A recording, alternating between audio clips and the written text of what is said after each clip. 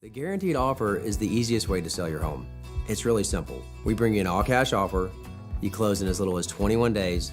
No home inspections, no lockboxes, no open houses. Go to markspain.com to get a guaranteed offer and start packing.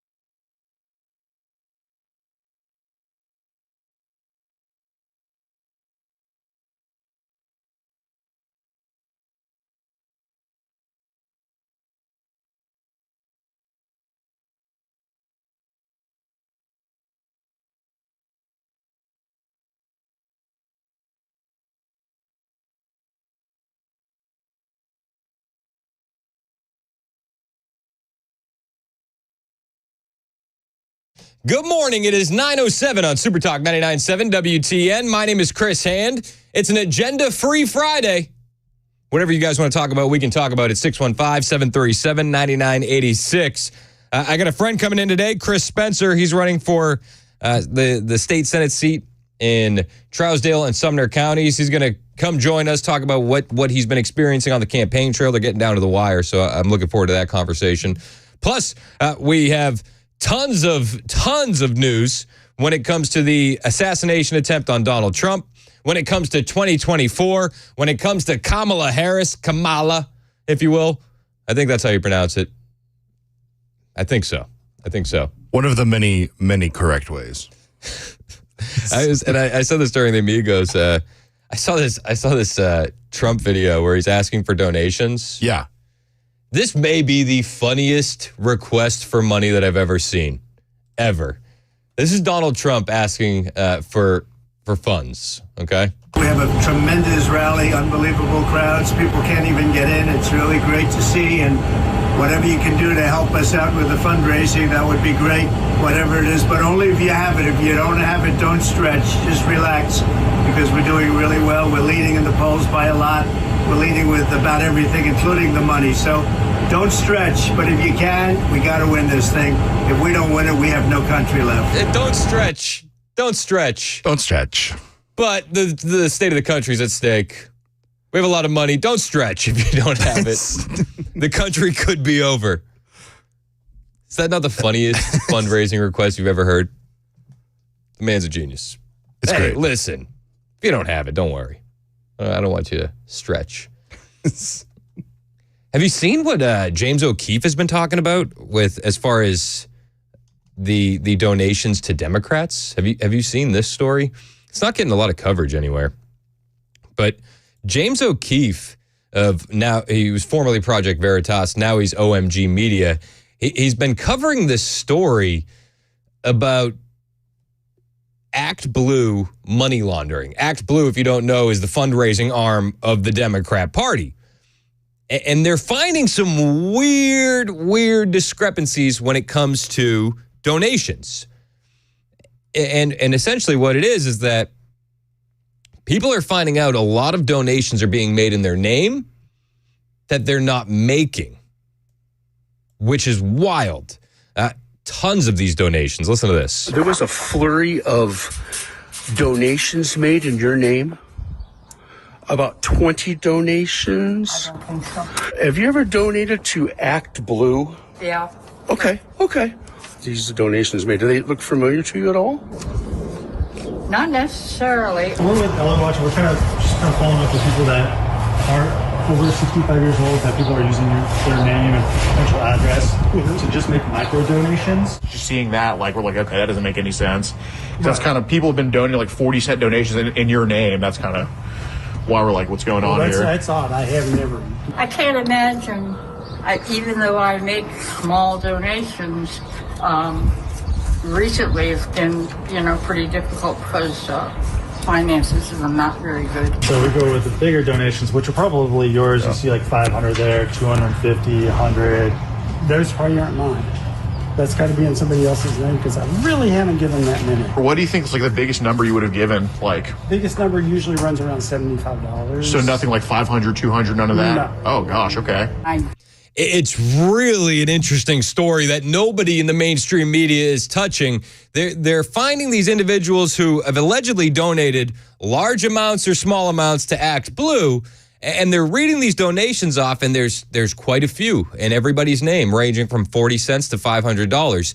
And I see this story, and you think about all the money that Kamala's raising right now, and it does raise some questions. And I wonder why nobody else is covering this when they're OMG and Citizen Journalists and James O'Keefe are walking up to these Democrat donors, questioning about these donations, and they're saying, I didn't make that. Did not make a flurry of, One would remember that. Yeah. Yeah, so you can see there's a bunch of $100 donations in your name with this address and everything. Oh, well, those aren't me. Oh, well, those aren't me. Oh, well, do you think that the mainstream media is ever going to cover a story like this? Not during the coronation process. Maybe years down the road. Those aren't me, says the Democrats. And I will say, just full disclosure, one of these individuals they're talking to has a T-shirt on that says, end racism, no one's undocumented, no humans illegal. That shirt with all the different colors, and yeah, these are hardcore lefties.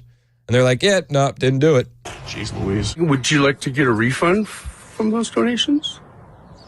I would say so. I recently changed my credit card, and I would recognize it if it was oh my God, You would see those popping up, and it would be. Oh yeah. Because I would be screaming. Wait a minute, I can't. No, there's no way I can afford that. No, not in this economy. Not in the Biden-Harris economy. And there's no way a lot of people can afford anything in this economy. Have you seen the in-store prices lately? Of course you have. I think, I believe it was Ken the other day. He had the best line. The honeymoon for Harris is going to be over come Sunday once everybody's gone to the grocery store. Yeah. And I honestly think that the honeymoon is over already. If you've noticed, the mainstream media and the left, they've been on defense. They've been on defense. They've been on defense when it comes to Kamala Harris being the border czar. They've been on defense trying to separate Kamala Harris from Joe Biden's record. But Joe Biden's record is Kamala Harris's record. And when the now Harris campaign co-chair, formerly the Biden campaign co-chair, Cedric Richmond goes on CNN, he's quite literally trying to separate Kamala Harris from Joe Biden. Let's be clear. There's only one president at a time. And that is going on and been policy for decades. Now, I'm curious as to why they need to separate Kamala Harris from Joe Biden's record. It really blows my mind. I thought, listen, I follow the news. You follow the news. I thought Joe Biden has accomplished more in one term than some presidents in two.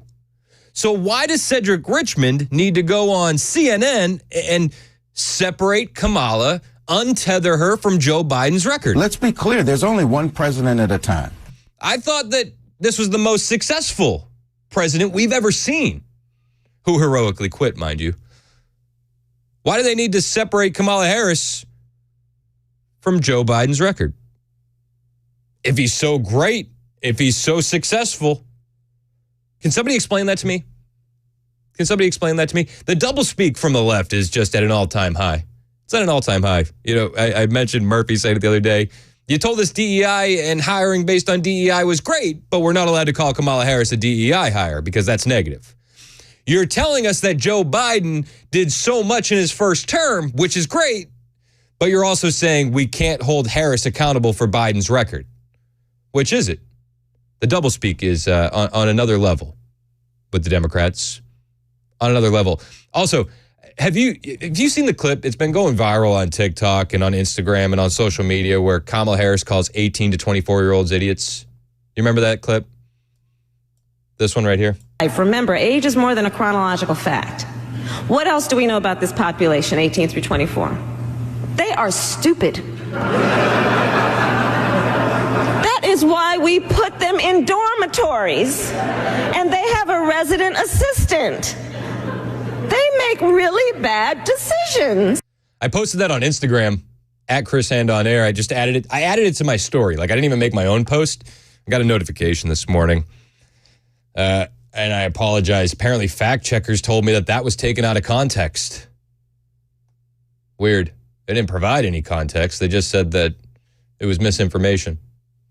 So you're seeing the Democrat machine line up against Donald Trump and try to cover Kamala Harris by any means necessary. She can't be held responsible for Biden's extraordinary record, doing more in one term than some in two. She can't be called a DEI hire, even though DEI is great and we love it. It's the craziest stuff, man. It's the craziest stuff. And then this morning, the cringiest phone call. The cringiest phone call. Kamala Harris, Barack Obama, Big Mike. Unreal. Unreal. We did it, Mike. That was Kamala Harris this morning.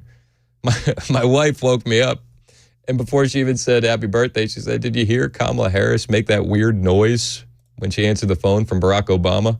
It's like, what are you talking about? She thought I saw this last night. She's like, yeah, she answers the phone from Barack Obama, makes some weird noise, and then says, thanks for the endorsement. Kamala. Hello. Hi. Hey there.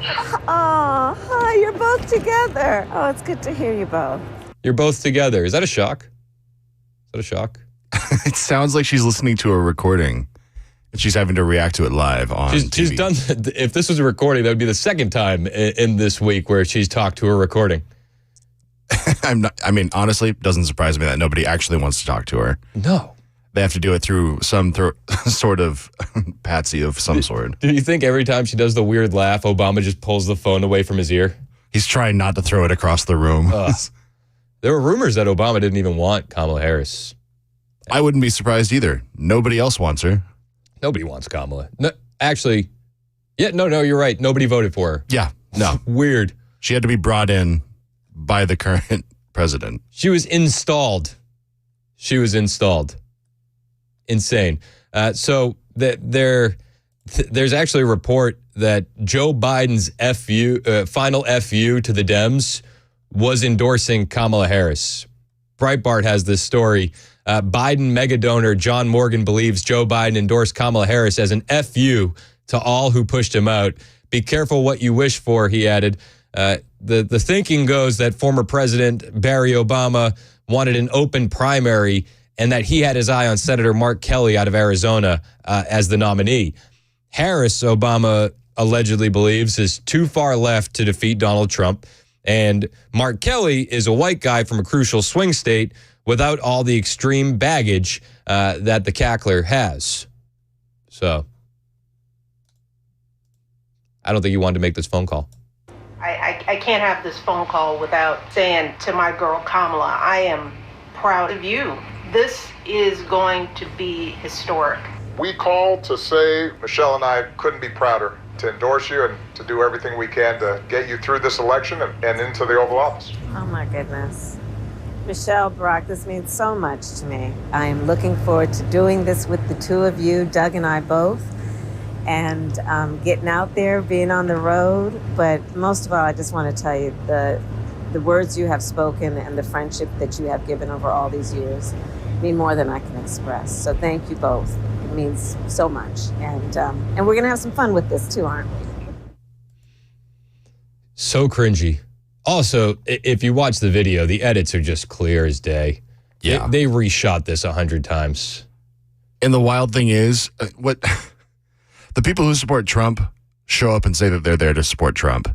Nobody has showed up to Kamala in person, has traveled to her to be on live television or at a broadcast of any sort to say, I support Kamala Harris. Excellent point. It's always been a low quality recording, kind of a phone call. Nobody's in the room with her. Yeah, it's all just her just being like, okay. The people that showed support for Trump were sitting in the courtroom. Yeah, they were there. Here's the thing, and I've said this a couple times. It's why Trump is so popular. The American public really is craving authenticity. That's what we want. We want somebody to tell us the truth. Even if it's an uncomfortable truth, we want the truth. As Americans, we've been tired of being lied to by politicians and the media for decades, and we're over it. We're over it. And when I see a video like this, it just screams inauthenticity. And I can't help but think millions of Americans are going to feel the exact same way. So congratulations. You got your 55-second heavily edited video with your endorsement from the Obamas, even though it looks like they didn't want to. Congratulations. You're doing great. Just doing great, right? We did it, Mike. Sorry. That's just going to be stuck in my head all day long when I think about the Obama phone call. I can't help myself. It's 9:21 on Super Talk 99.7 WTN.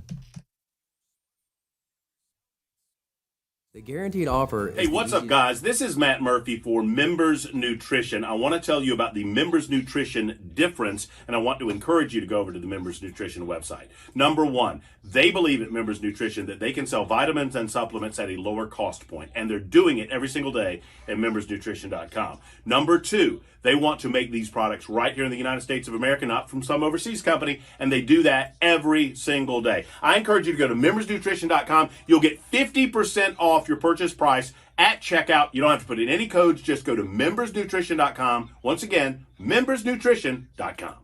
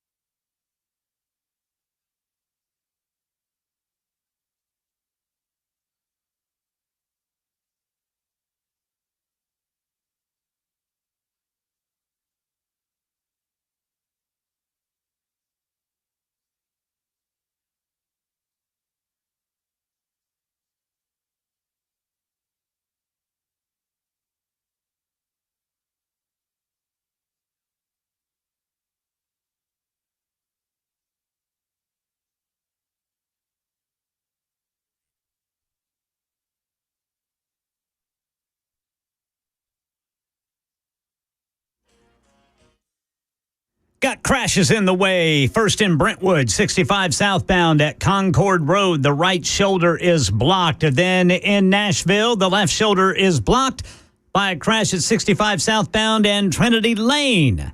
It is tax-free weekend. We've got details on that. Also, new hope for patients waiting on an organ transplant at 9:30 on Super Talk 99.7 WTN. Thank you, Ken Weaver. It is 9:27 on Super Talk 99.7 WTN. My name is Chris Hand. You can find me on Twitter, True Social, Instagram, at Chris Hand on air. Hit the follow button. I'll follow back. Bill in the Borough wants to talk vice presidential picks for Kamala. What's up, Bill?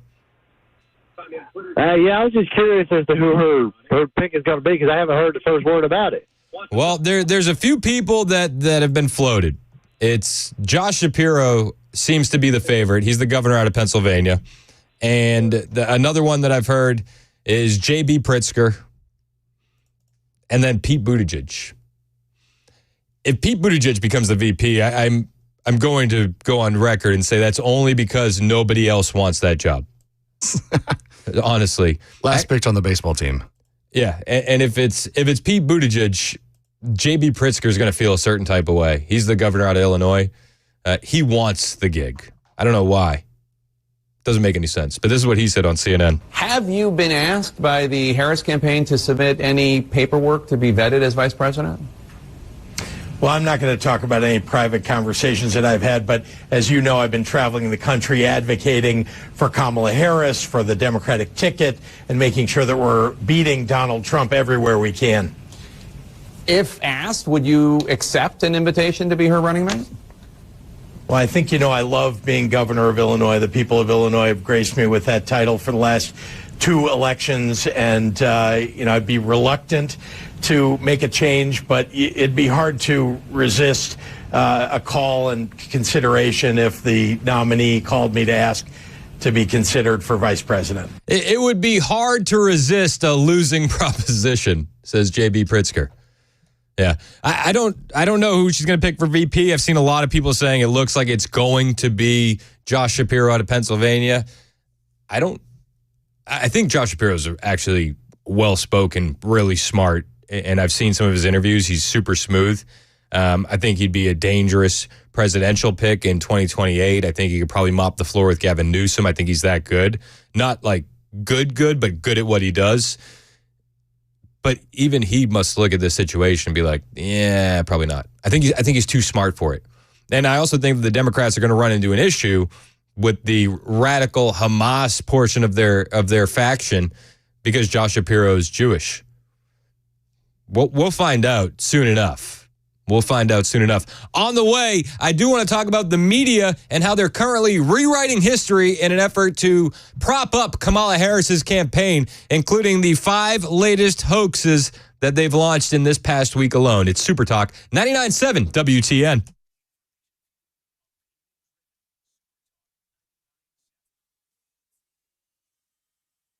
9:30 on the dot. I'm Ken Weaver with your top stories on this tax-free weekend. Things like clothes, school supplies, and computers can be purchased tax-free as long as the clothes are less than $100 per item and computers and other technology under $1,500 per item. New hope for patients waiting on a transplant as the first surgery to implant a total artificial heart is performed in Houston. The surgery took place earlier this month as part of the FDA's early feasibility study.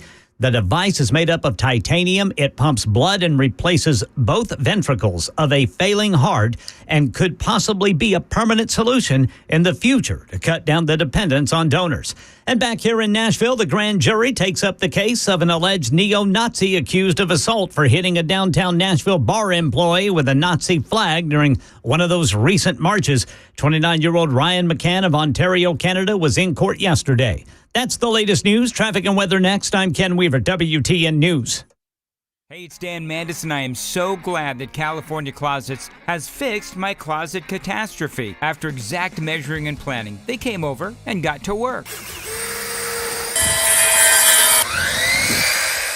Yeah, once it was all plotted out on their 3D CAD system, the pieces are measured, cut, and precisely installed into my space. It was clean, fast, and professional, and above all, my new closets look and function great. Now, this was my dormer, and now this is my new dormer thanks to California Closets. Look at all of this added space for shirts and shoes, you name it, and it is cut so precisely, simply amazing. And my old closet that has now been reborn as the ultimate in style and functionality, making the best use of the space that I had. They can work on just about anything: bedrooms, garages, home offices, closets, pantries, and so much more.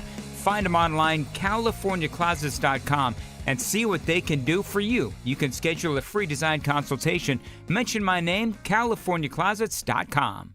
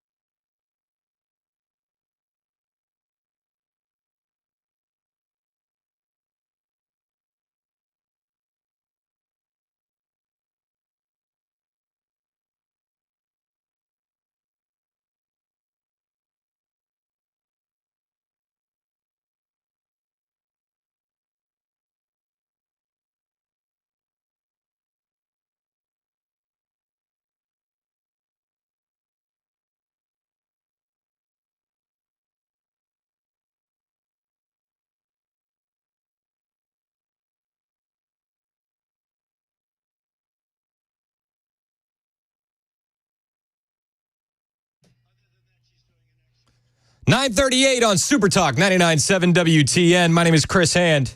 A vote for Kamala Harris is a vote for dishonesty, incompetence, weakness, and failure. I mean, you couldn't say it any better than the former president, soon to be the future president, 47.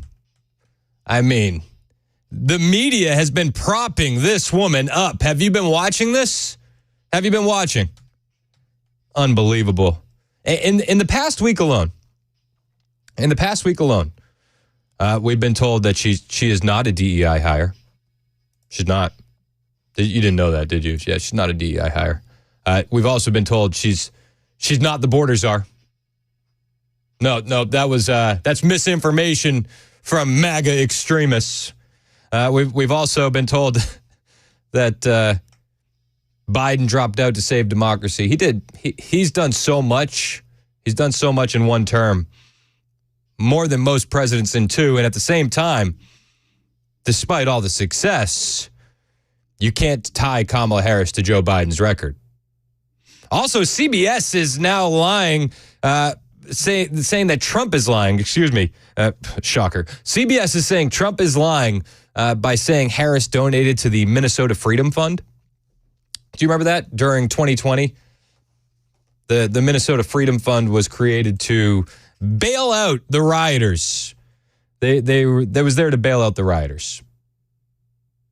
And Trump called her out for that. And CBS is saying, well, that's a lie. That's a lie. Except, it's not. She tweeted out the link for the Minnesota Freedom Fund, and a local Minnesota news station actually asked her about her support for the Minnesota Freedom Fund during the 2022 midterm elections. So they can tell you that Trump is lying, but they're just doing what they do best, and that's gaslighting. I want to ask you, the Minnesota GOP is holding a press conference this afternoon to criticize you for your support a couple of years ago, before you were the vice president, for something called the Minnesota Freedom Fund that was really set up to help those who were arrested in the aftermath of the George Floyd riots, help them get out. It's since been sort of morphed into something else and has been used to help people get out who've been accused of many other crimes. Do you have any thoughts about this? Well, first of all, I am a child of parents who marched for civil rights in the 1960s in America. And I have always been and will always be a supporter of peaceful protests. Many peaceful protests over the history of our country have led to an expansion of rights and an expansion of civil rights. So let me ask you something. The Summer of Love 2020, what expansion of rights and civil rights did we see as a result of those peaceful protests, Kamala? I'll wait. Oh, that's right. There was no changes other than the looks and the desire to live in some major cities. That changed in the summer of 2020. Kamala Harris raised money for those protesters, those rioters, to get out of jail. And now they're telling us we're lying. Gosh darn it. We're lying again. That's us, right? Not the media, not the Democrat machine, not Kamala surrogates, not Kamala herself. It's us again. Weird. Brian in Franklin, you're up next on Super Talk. What's up, Brian? Chris, how you doing? First-time caller, long-time texter from Michigan. Hey, man. Welcome to the show. Hey, listen, I think she's just a pawn, and I don't ever hear anybody talking about it. The big machine that we're playing against, right when they got in, they nominate her as the czar to, throw her under the bus. And now they're giving her this losing position. I think they're cleaning house. I think that's all they're trying to do. I think that they didn't appreciate the position she was given, and I think they're just trying to get her out of there. Listen, I tend to agree with you. I think that internally they probably understand that 2024 is a lost cause. Now, I don't want to underestimate our opponent. I don't want to get ahead of ourselves. I want to keep our foot on the gas, right? Let's be clear there. But I think that the Democrat Party understands that they have a Kamala Harris problem. So Absolutely. when do you confront the Kamala Harris problem? Do you do it in 2024 or do you do it in 2028? Because you're going to have to do it at some point. And I think that they've decided, let's take the L with Kamala now so that way we can get somebody like a Newsom or a Shapiro or a Bashir in there in 2028. That's exactly what I'm thinking. I think they're just cleaning house right now. Yeah, I'm with you, Brian. I appreciate the call, man. Call anytime. All right. Take care, bro. Yeah. Brian said, he doesn't hear a lot of people calling out the machine. Vivek Ramaswamy called out the machine, the Democrat machine, on Monday after, it's crazy, man. It's been 2 weeks since an assassination attempt, and it's been a week since a president dropped out of the race after saying he was 1,000% in. It's been a wild couple of weeks. So in case you missed this, on Monday, Vivek Ramaswamy, he did say we're not up against the candidate, we're up against the machine. I think the reality is we got to avoid making the mistake of thinking that we're up against a candidate here. We're not. We're up against a machine. And the more we see it that way, the more we understand what's actually going on. I actually just had a good conversation with President Trump. I think his head's in the right place. I think the right answer is it doesn't matter who they put up, right? We stand for our own vision of who we are and what we stand for. Amen. Irrespective of the machine we're up against. Maybe it's Kamala, maybe it's not. I personally, you're not going to hear me come out instantly just attacking Kamala. I've been plenty critical of her. I just don't think that's the right strategy for us. I think it looks unnecessarily insecure to say that, now that it's not Biden, it's Kamala. It's a machine anyway. And regardless of the machine's activity, we have our own vision. And President Trump, and I think the convention overall, did an outstanding job of laying that out for the country. Mm-hmm. So we're coming off of, I think, a position where we're insulated from this a little bit. Complacency isn't an option. I did see a lot of people last week celebrating like this thing is over. In some ways, this thing hasn't even begun. No, we're just getting started. We're just getting started. Yesterday, Kamala Harris addressed Donald Trump and the debates, and she tried to make the point that Donald Trump is backpedaling on the debate that he agreed to with a different candidate. And I'd also like to point out that officially, Kamala is not the Democrat nominee, so this entitlement of hers is really unbecoming, if I do say so myself. So many of you have been asking me about the debate, and I'll tell you, I'm ready to debate Donald Trump. I have agreed to the previously agreed upon September 10th debate. He agreed to that previously. Now it appears he's backpedaling. No, he agreed to a debate with Joe Biden. He agreed to 2 debates with Joe Biden. You are not currently the nominee. There is no backpedaling going on. It's just, this is another narrative that they're pushing. Donald Trump is scared of Kamala Harris on the debate stage. It's a joke. It's a joke. I think it's going to mop the floor with her. We're going to see a debate. I personally want one this week. I want one as early as we can have it because I think we need to get out in front of early voting. But for Kamala Harris, so he's backpedaling. It's like, you're not even the nominee officially. Chill. You get one phone call from Barack Obama and Big Mike, and all of a sudden you think that you're the queen. It's crazy. Debate, he agreed to that previously. Now it appears he's backpedaling, but I'm ready. And I think the voters deserve to see the split screen that exists in this race on a debate stage, and so I'm ready. Let's go. Yeah, I'm ready. Let's go. Let's see the split screen. Let's see the split screen, shall we? We have a radical leftist progressive who was once named in 2019 even more liberal than Bernie Sanders. She's more liberal than Bernie Sanders. And then you got another guy who's willing to take a bullet for democracy. Let's talk about the split screen. Let's talk about it. Donald Trump is going out there and sending his message to the American people. He's meeting them where they're at. I'm going to see Trump tonight. Geez, the week has flown by. Tonight at Believer Summit, he's going to be in Nashville over the weekend at the cryptocurrency conference. And the split screen couldn't be more apparent. Donald Trump is meeting people where they are. Kamala Harris is doing TV, including RuPaul's drag show. Do you know that she's going on RuPaul's drag show? I had no idea. Well, you know now. We are all in this together, and your vote is your power. So please make sure your voice is heard this November and register to vote at vote.gov. Can I get an amen? Amen.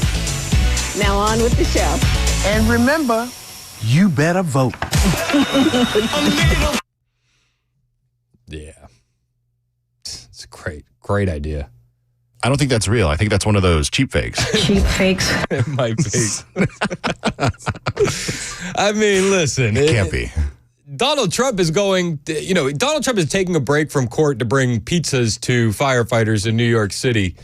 Kamala Harris is taking a break from the vice presidency to go on RuPaul's drag show. Yeah, I mean, the difference couldn't be more clear to me.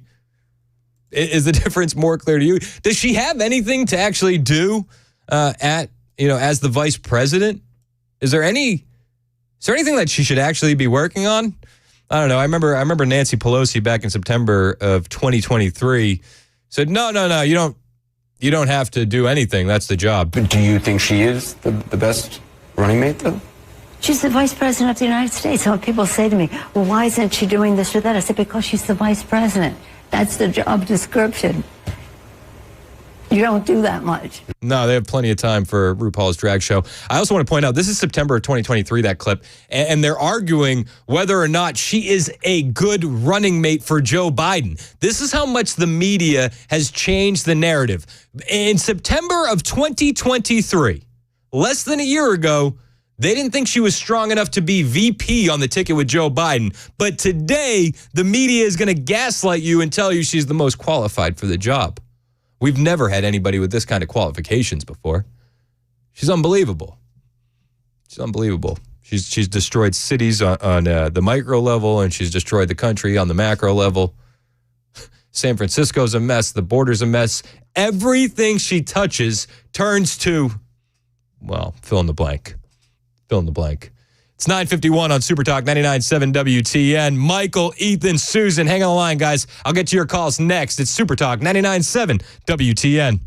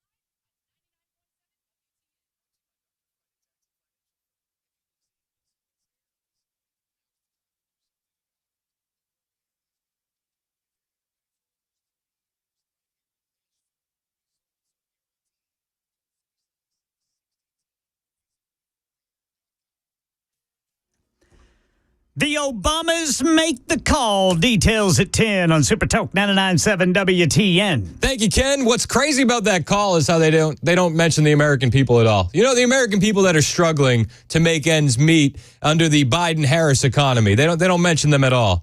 It's performative at best. It's celebrity worship.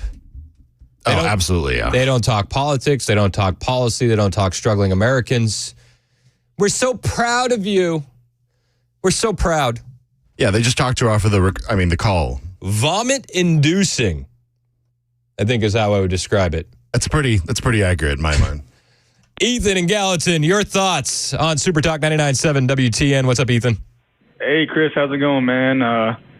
Yeah, we're just listening to you over here in the steel mill, and we're just, man, I think you're killing it. You're doing a great job. And thanks, man. The only thing that's on my mind is, man, how much I miss McMorey, but I think Mason is doing a great job, though. Mason's been killing it. Mason's been killing it. Anecdotally speaking, we're the #1 show for steel mill workers in Tennessee.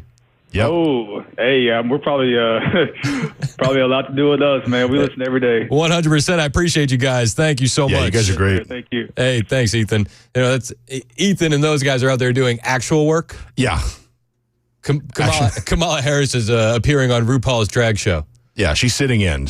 We are not the same. We are not the same. You're not that guy. Suits and dresses. Absolutely. Yes. Michael in the borough, you're up next on Super Talk. What's up, Mike? Hey, Chris, brother in Christ. Yes, sir. I feel you on a bunch of kids. I had 4 kids. Well, I got 4 kids. They're all grown and gone. Except one came home to save money. Never going to get rid of him. Anyway, I was going to say, what about the early voting people that voted for Biden? Well, I don't know. How's that going to work out? I don't know if early voting has opened yet. So I think I'm not sure early voting has started where people are filling out ballots for Biden yet. But I do think today's the last day of early voting in Tennessee. It's been going on for a week or so. That's for the primaries. Yeah, that's what I was just about to say. That's for primaries. Yep. But listen, right. but you're right. You're right to be worried about early voting, Mike. And thanks for the call, because there's going to be people that are going to early vote for Kamala because they're brainwashed by the mainstream media currently, right?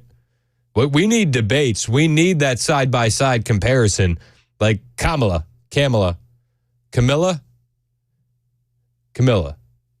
Like she said. I liked from the F&M Bank chat, I saw Donald say Scamala. Scamala. That's good. Ooh, I like that. Is Scamala Harris. Scamala Harris. We agree with her. We agree with her on one thing. We need some debates, and we need them soon. It's 10 o'clock on Super Talk 99.7 WTN.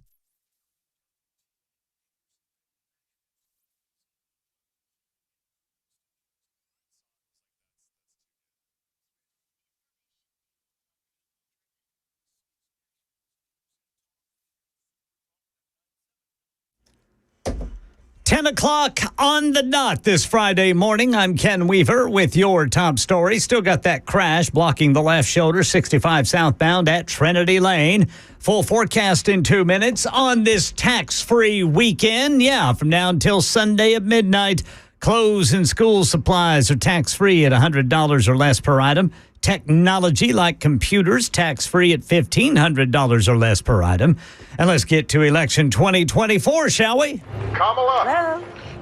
Hi. Hey there. With that phone call, a major new endorsement for Vice President Kamala Harris, former President Barack Obama, and his wife, Michelle. We called to say Michelle and I couldn't be prouder to endorse you and to do everything we can to get you through this election and into the Oval Office. Oh, my goodness.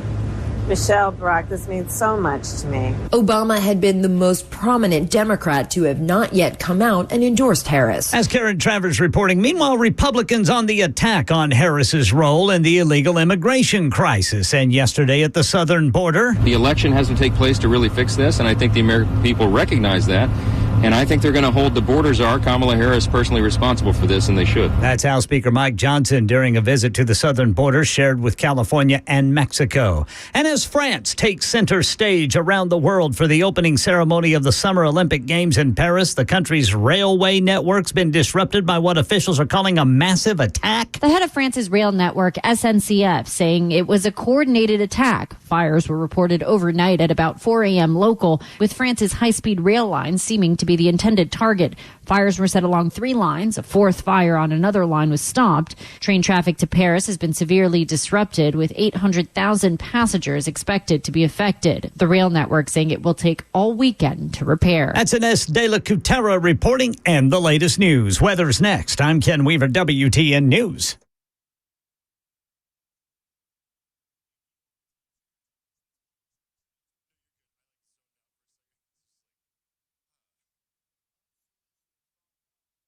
I started work in the early 60s, and Tennessee had a deer stalking program already in place going, primarily from Clarksville Base within the Fort Campbell area. From that area, a lot of deer were stalked in Middle and West Tennessee, and then later on, we started taking deer from those areas and stalking other areas. So it was a progression. It moved pretty fast. The deer sometimes were faster than the stalkers were. I bet that was pretty exciting, trying to trap those deer and move them and know that you're making a huge impact. Well, we wasn't all that confident. Oh, really? Because a lot of the counties had dog problems. You know, they'd be wanting to dog the deer, and it didn't hold up under that kind of pressure. And we had to go back in and restock. And there was a lot of different types of law enforcement work that had to be done. I hear you. And the officers did a good job. And we talked to a lot of the judges, and they clamped down pretty hard on somebody poaching deer out there. Back then, we only put out 15 or 20 deer. It was critical. In fact, at that time, it could cost you your truck. Yeah. It's an amazing success story. You hear folks saying, well, we didn't see a deer when I was a kid, and now you just have to walk out your back door and you got in a subdivision grazing or driving down the interstate highways or whatever, you see a deer just about every day. Yeah, sometimes I wonder if we're too efficient. Some folks say back in the good old days, but I don't know. Right now, hunting and fishing is really good. The guaranteed offer is the easiest way to sell your home. It's really simple. We bring you an all-cash offer. You close in as little as 21 days. No home inspections, no lock boxes, no open houses. Go to markspain.com to get a guaranteed offer.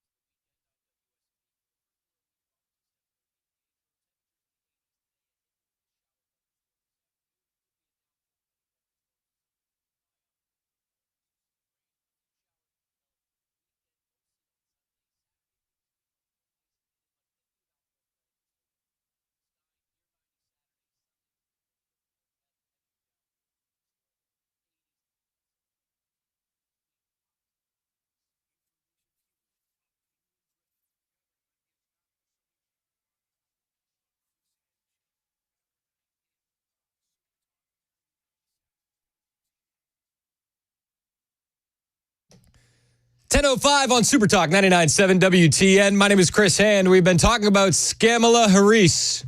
You may be familiar with her. She is the presumptive nominee of the Democrat Party, and she got that without one vote. Not one vote. She couldn't even win a primary in her own state. It's called a very, very, very gracious gift. It was a gift. It was a gift. She's gotten a big endorsement today. Big endorsement. And they only took 5-6 times to record this behind the scenes. And you can notice with the edits. If not more. Yeah, my wife woke me up this morning and she said, "Did you see this?" And I was like, "What?" Like, the Obamas endorsed Kamala. I don't think I would have been able to sleep last night if I had seen this before going to bed. Not because it's like, oh no, they're endorsing her. It's nightmare fuel. More, it's just, this is so awkward. I don't think I could handle from relative cringe just from the situation. Ken played this during his newscast, and so there's an intercom button that I can talk to Mason in his producer studio from my studio. So during the entire newscast, me and Mason are going back and forth with each other, just going vomit-inducing. Kamala. Hi. Hey there. Oh, hi, you're both together. Oh, it's good to see you both. I can't have this phone call without saying to my girl Kamala, I am proud of you. This is going to be historic. We called to say Michelle and I couldn't be prouder to endorse you and to do everything we can to get you through this election and into the Oval Office. Michelle, Barack, this means so much to me. I am looking forward to doing this with the two of you, Doug and I both. Getting out there, being on the road. But most of all, I just want to tell you the words you have spoken and the friendships that you've given over all these years. That was the best one. That was the best one right there. Terrible. It's terrible. Again, they mentioned nothing about the American people, nothing about the problems facing the country and how Kamala can solve it. Nothing like that. It is celebrity worship. It is ego driven. It is garbage. It's garbage. And Barry O posted that on his Twitter. And it almost sounds like in Obama's voice, it sounds like he's tired of doing this. Yeah. Because of how many takes it took. Oh, yeah. You just tell that, like, we support you. We're proud of you. We sure do wish you luck. I guess we're proud of you. Michelle and I wanted to say if. Oh, sorry, it's caught there on the. They're gonna need some. They're gonna need some help. Polls are coming out, man. Trump leads Kamala in all the swing states, just about all of them, 5 out of 6. After she replaces Biden as the presumptive Dem nominee, this is according to an Emerson poll. This poll is actually one of the first released in the days after Joe Biden has dropped out. Trump is leading Kamala in 4 out of the 5 swing states. My apologies. I think I said 5 out of 6. My apologies. 4 out of the 5. Harris is behind Trump in Arizona, Georgia, Michigan, and Pennsylvania, but they're tied in Wisconsin. According to the poll, Trump leads Harris 49-44 in Arizona. 49-44 in Arizona. Border czar stuff. 48-46 in Georgia. 48-46 in Georgia. BLM rioter stuff.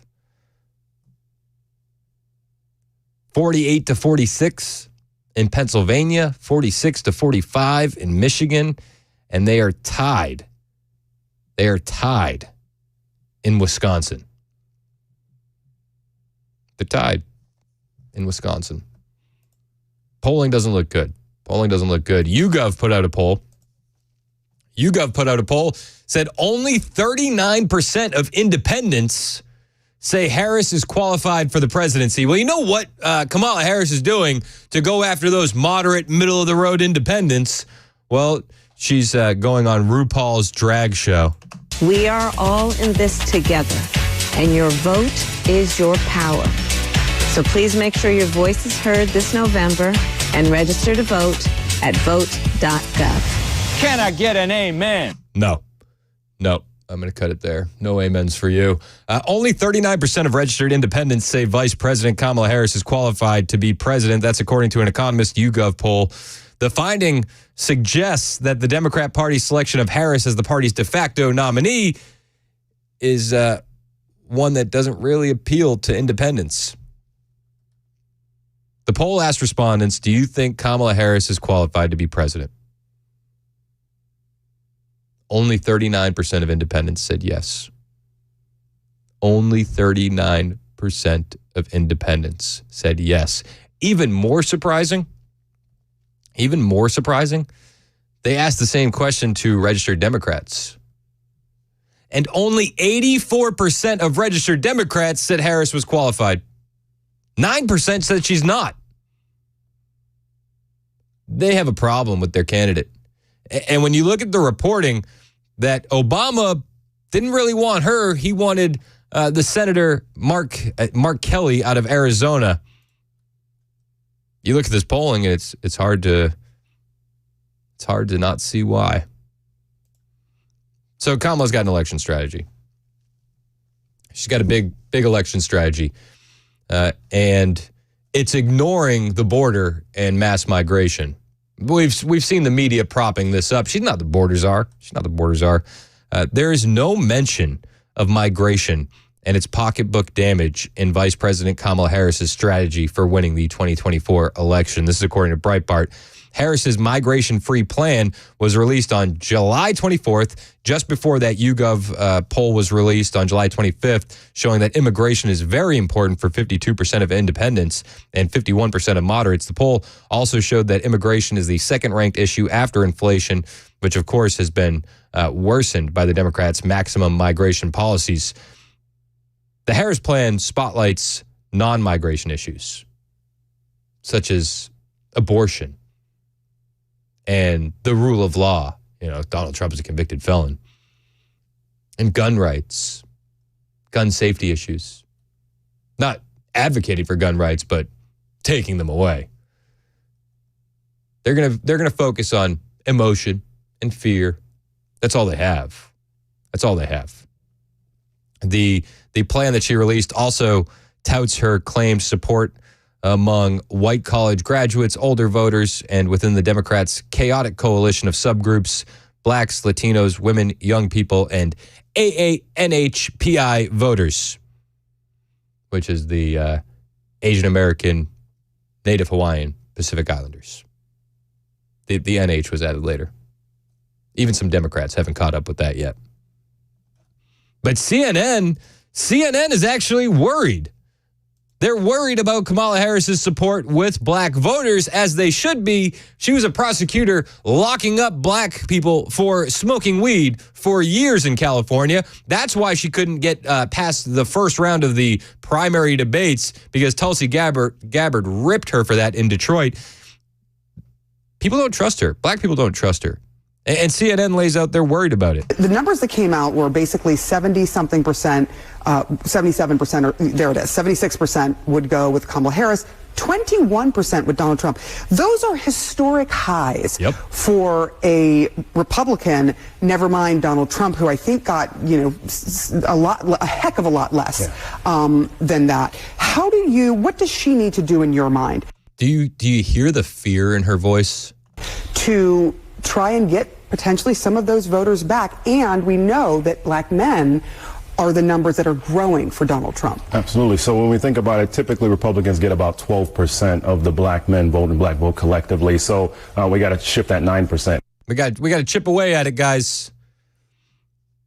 Think about it like this. I mean, if you look back even 4 short years ago, 2020, as in the lead up to 2020, this kind of support from black voters for Republicans, insane.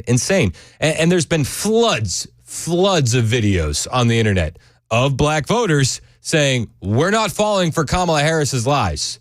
So many so that I could have spent the entire 3 hours just playing those videos. It would have been a little bit too much on the editing lift for me, because I would have had to beep a lot out. But I found a good one that I didn't have to edit too heavily. This is a black female voter in Florida. Now, they made the point on CNN that it's black male voters that they're losing. But I would point out, you're losing some females too. So, Peach Patch, they thought because President Biden... In that pause, she gives the dirtiest stink face look that you could ever see. President Biden wrote a note saying that he is not running for president no more. He withdrawing his candidacy, and he want to nominate Kamala Harris. That all the black women was going to run and go vote for her. I'm not voting for you. She is not getting my vote. Me and all my cousins out the project here in Florida, we all voting for Donald Trump. Trump got our vote. It ain't nothing. Nobody could say or do or nominate whoever you want. Trump 2024. Yeah, they got a problem. The Democrats have a problem. They have a problem. It's fun to watch. I don't want to get ahead of myself. I don't think that this thing is a lock come November. Lord knows if Kamala Harris is even going to be the nominee come November. We saw how easily the Democrats can switch out a candidate. So are we just going to assume that Kamala is the one? It looks like it. It looks like it. But would it shock you if they swapped her out after a few bad polls? Wouldn't shock me. Nothing the Democrats would do would shock me at this point. But they have a Kamala Harris problem now. And it brings me back to my original theory.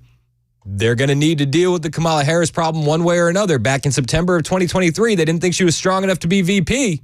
But today she's the most qualified candidate to run against Donald Trump. The qualified candidate that didn't get one vote. So today she's overqualified, right? Overqualified. They're going to have an issue.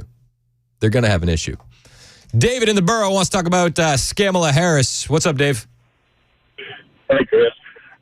You was just talking about it. May have answered my question. That's where I was. All the hype on the radio and the news was Kamala Harris and Obama endorsing her. The Democratic people apparently wanted Joe Biden, but now that he's out of the picture, they've put Kamala up there without even asking the Democratic people basically their opinion. It's like they told them who they was going to run instead of asking them who they wanted to run. Yep. But it's just, it proves that the Democrats don't care what the voters want. The Democrats care about power. That's what they care about. Will she even be the person that runs against Trump in November, or will there be someone else? Well, I mean, we'll find out. It definitely looks like it's going to be Kamala at this point, but it wouldn't shock me if they swapped her out after a few bad polls, because that's exactly what they did to Joe Biden. Well, and the disastrous debate performance. So we'll see what happens. We'll see what happens. Mike in Morrison wants to talk about Kamala Harris. Mike, you're next on Super Talk. What's up? Hey, yeah, she's really trying to appeal to the younger voters. Anytime I'm watching anything on YouTube, she's got half a dozen ads popping up all over the place. And I got another name for her, Skamala. Kamala Harris. I love it. I love it. Thanks for the call, Mike. Let's go to Mac in Kansas City. What's up, Mac? What is going on if it isn't my guy? What's Chris? up, dude? What's up, bro? Happy birthday, man. Thank you. Thank you. I appreciate it. How's the new gig? Dude, it's great, man. Yeah, just I got off work. I was like, you know what? Let me listen to the show. I realized it was your birthday. I was like, dude, I got a call. I miss you. Miss your voice. So I just thought I had to say what's up to you. What's up to all the listeners. And, yeah, man, going great here, but still missing you guys. You know, I feel like since I left, I haven't missed a whole lot. So, Yeah, you know. You haven't missed anything. It's not like the world's caught on fire since I left. No, dude, it's been chill. It's been totally chill. Don't even worry about it. Yeah, we've been good. Oh, man. Dude, I had to just wish you happy birthday. You know, this was like one of the first days we worked together last year. Yeah, dude. Birthday. It's wild. Wild. And I remember I played Happy Birthday, and you got mad at me, and I was like, I don't care. It was the first in a long string of things I got mad at you over. Yeah, I thought about doing the same thing, and I was like, you know what? After last time, I don't think I'd feel like getting called out like Mac did. Don't do it. Don't do it. Nah, just do it. Just go ahead. Tell me. Hey, Mac, people have been asking about you. Everybody still has a big place in their heart for you here, and everybody misses you, man. Dude, I miss you guys, too. And... yeah, you guys are obviously all killing it, I'm sure. And, just keep up. And I like that nickname that the last caller just said, Skamala. That was good. Skamala. That was good. Yeah, Skamala. Skamala Harris is what I'm going with. It's a good one. Heck yeah. Happy birthday, man. You're the best. Hey, I appreciate you, buddy. Keep doing your thing, all right? All right, I'll see y'all. All right, Mac Morey, everybody. Mac Morey. We love him. He's one of the best.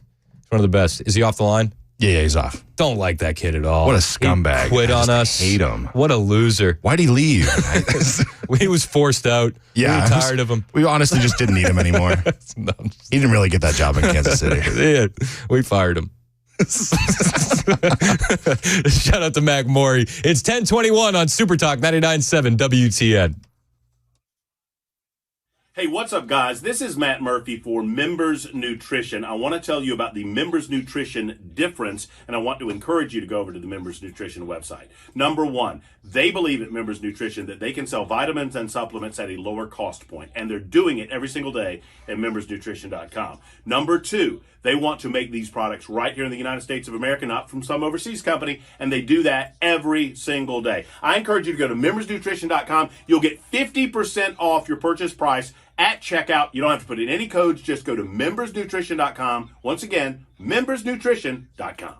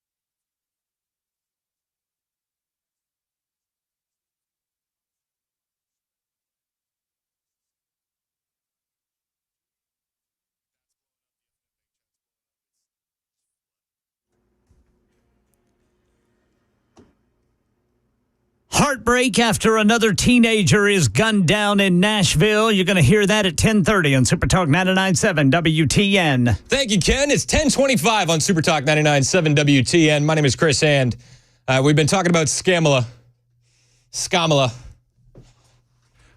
Harris. Yeah. And shout out to Mac Morey for calling in. Anthony, what a guy. Anthony on the Super Text line said, WTN Joe Biden to Mac.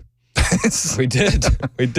Oh, wait, no, I don't like that because that means I'm Kamala, and I don't like that at all. You don't want to be burdened by what has been? No, absolutely not. Fair enough. Because then that means I'm for sure not up to the task. Matt in Fairview, you're next on Super Talk 99.7 WTN. What's up, Matt?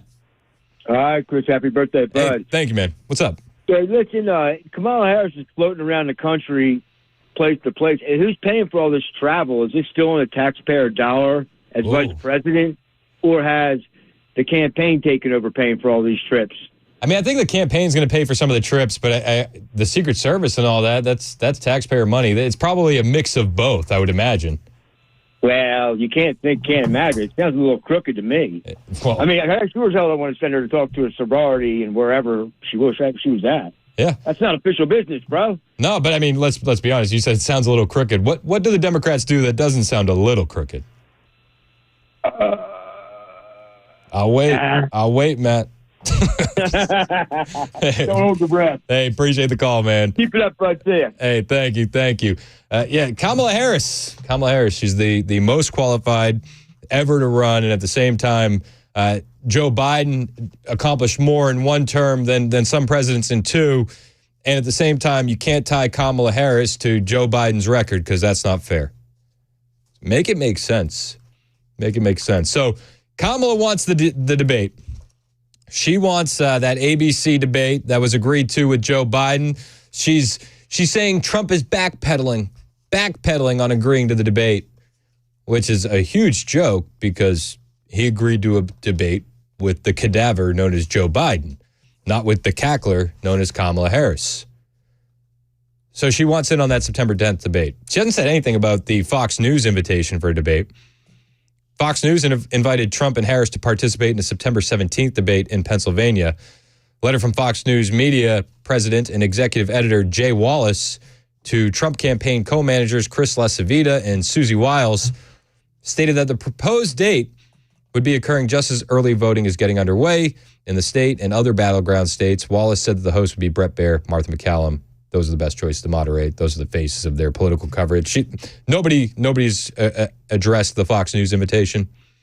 Kamala Harris saying Trump is backing out on the September 10th ABC invitation, but it wasn't an invitation for her. She wasn't invited. She was never invited. Wild stuff. I do want to point out, truth-telling is a profitable business in America these days. Have you seen this? The number one podcast in America is Tucker Carlson. He overtook Joe Rogan.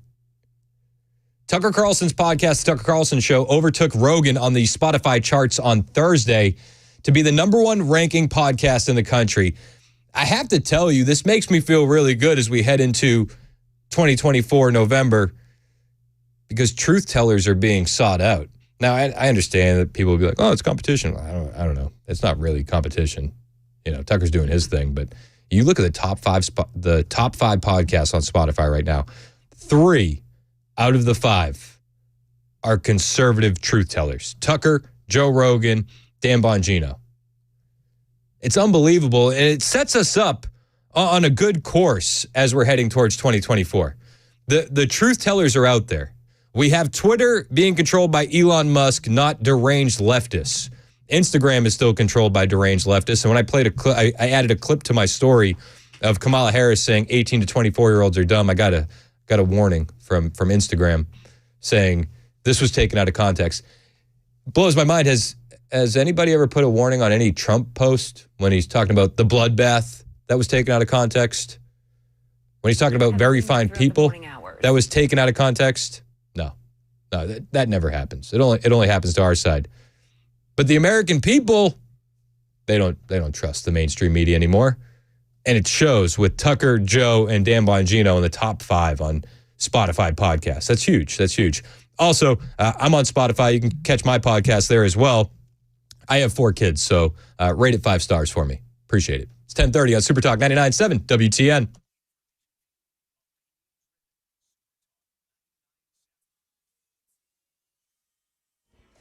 I'm Ken Weaver with your top stories. We are tracking the potential for some showers and thunderstorms this weekend. Tax-free weekend for back-to-school supplies and technology.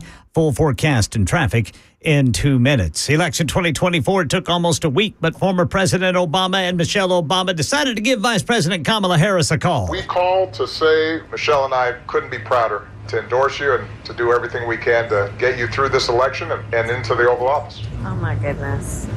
Michelle, Brock, this means so much to me. Yeah, the Obama's the last of the party heavy hitters to endorse Harris. Selena Wang has more from Washington. Time is running out for Harris to pick a running mate. I'm told she's still considering a pool of about a dozen people. And on Monday, Governor Shapiro and Whitmer are both campaigning for Harris in battleground Pennsylvania. Both of them are considered possible running mates. Here in Nashville, Metro Police looking for a shooter who killed a 17-year-old boy overnight in Old Hickory. It was a drive-by shooting. His heartbroken girlfriend identified him to reporters as Caleb Womack, who she said was going to be a senior at McGavock High School. That's the latest news. Weather's next. I'm Ken Weaver, WTN News. Thank you, Ken. It's 10:31 on Super Talk 99.7 WTN. You know, one of the more radical things that Kamala Harris has said in the past is that she supports a mandatory gun buyback program. Not a joke. She actually said that.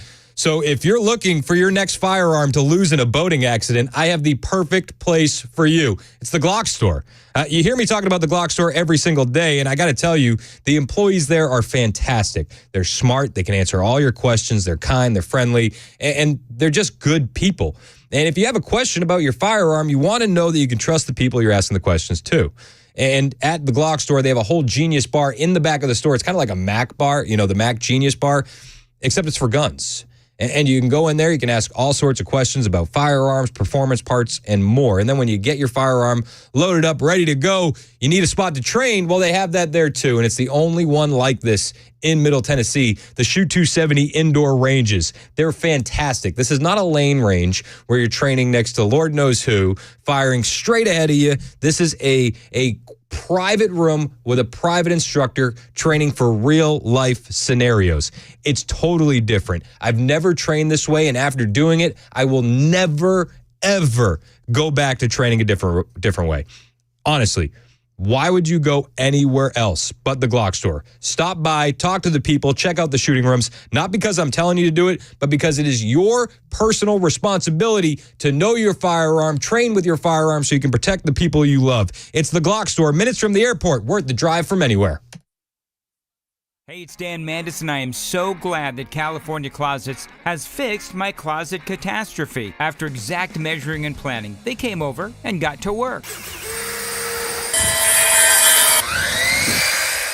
Yeah, once it was all plotted out on their 3D CAD system, the pieces are measured, cut, and precisely installed into my space. It was clean, fast, and professional, and above all, my new closets look and function great. Now, this was my dormer, and now this is my new dormer thanks to California Closets. Look at all of this added space for shirts and shoes, you name it, and it is cut so precisely, simply amazing. And my old closet that has now been reborn as the ultimate in style and functionality, making the best use of the space that I had. They can work on just about anything: bedrooms, garages, home offices, closets, pantries, and so much more. Find them online, CaliforniaClosets.com, and see what they can do for you. You can schedule a free design consultation. Mention my name, CaliforniaClosets.com.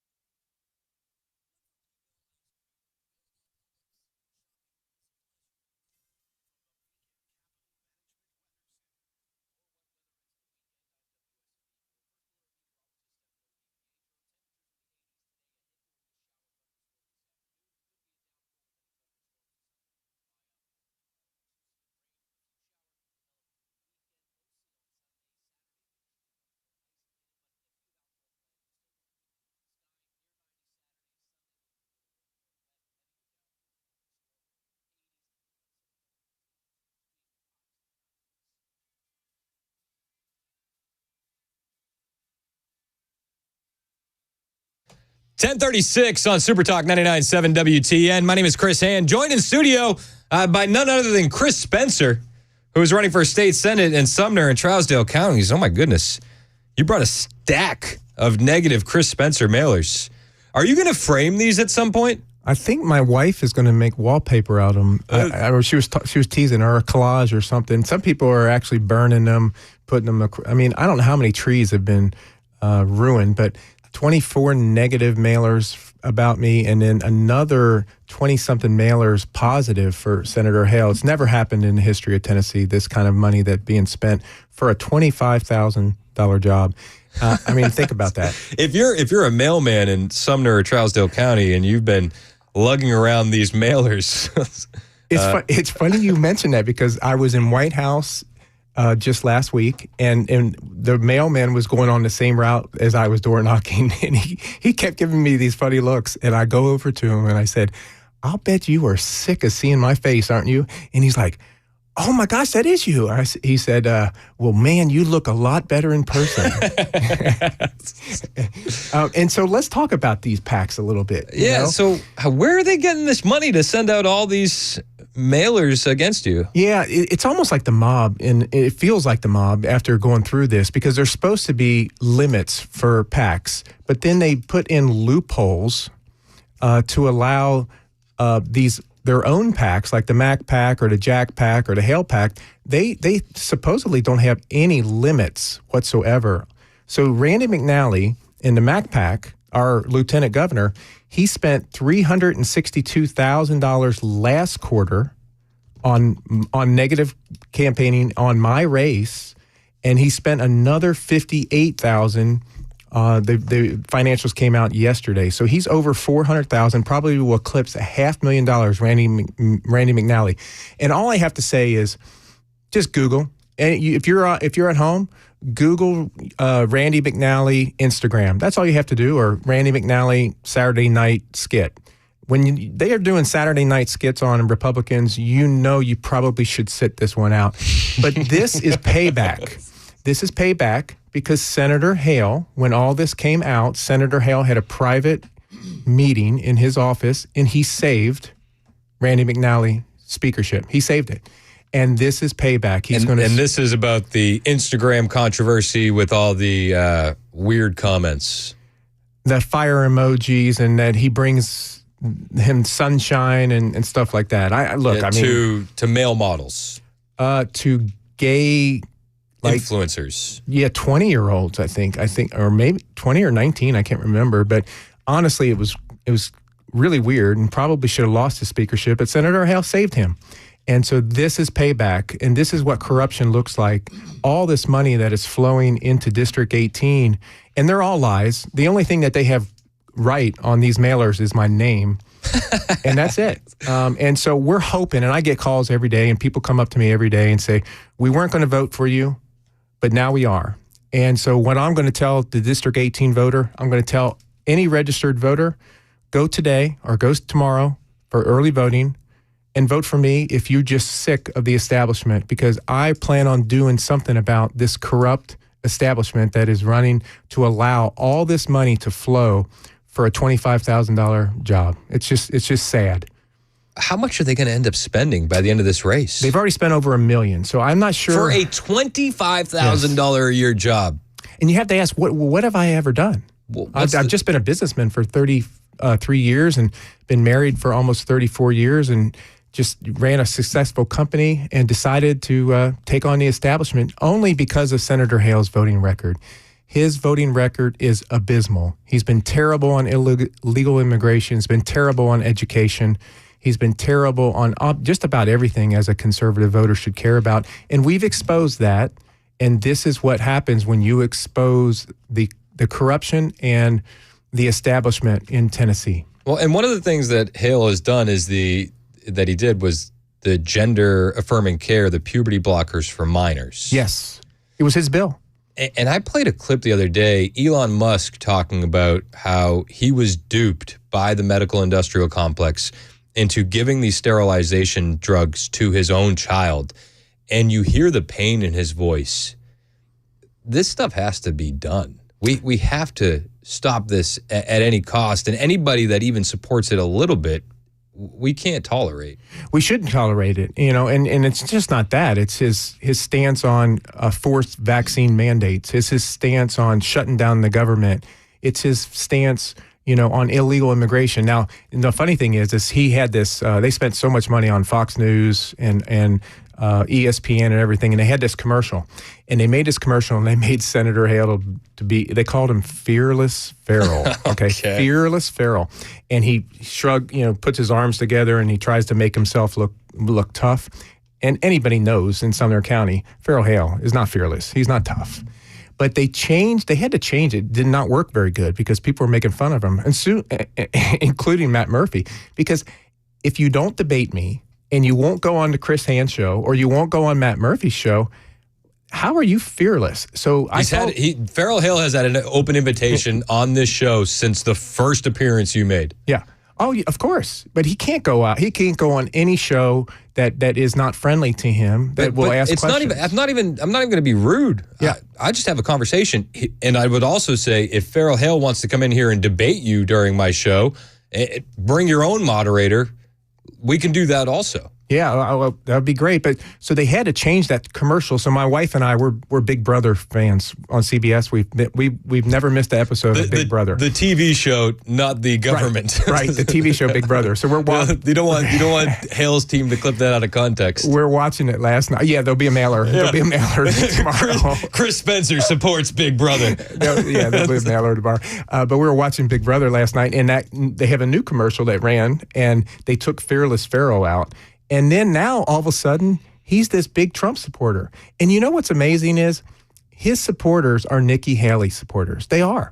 And I went this morning, because of that commercial that bothers me so much, that he's actually trying to ride on the coattails of President Trump. It's called grifting. I went on his social media all the way back to 2015 on his Facebook. And I'm telling everybody to go ahead and do it yourself.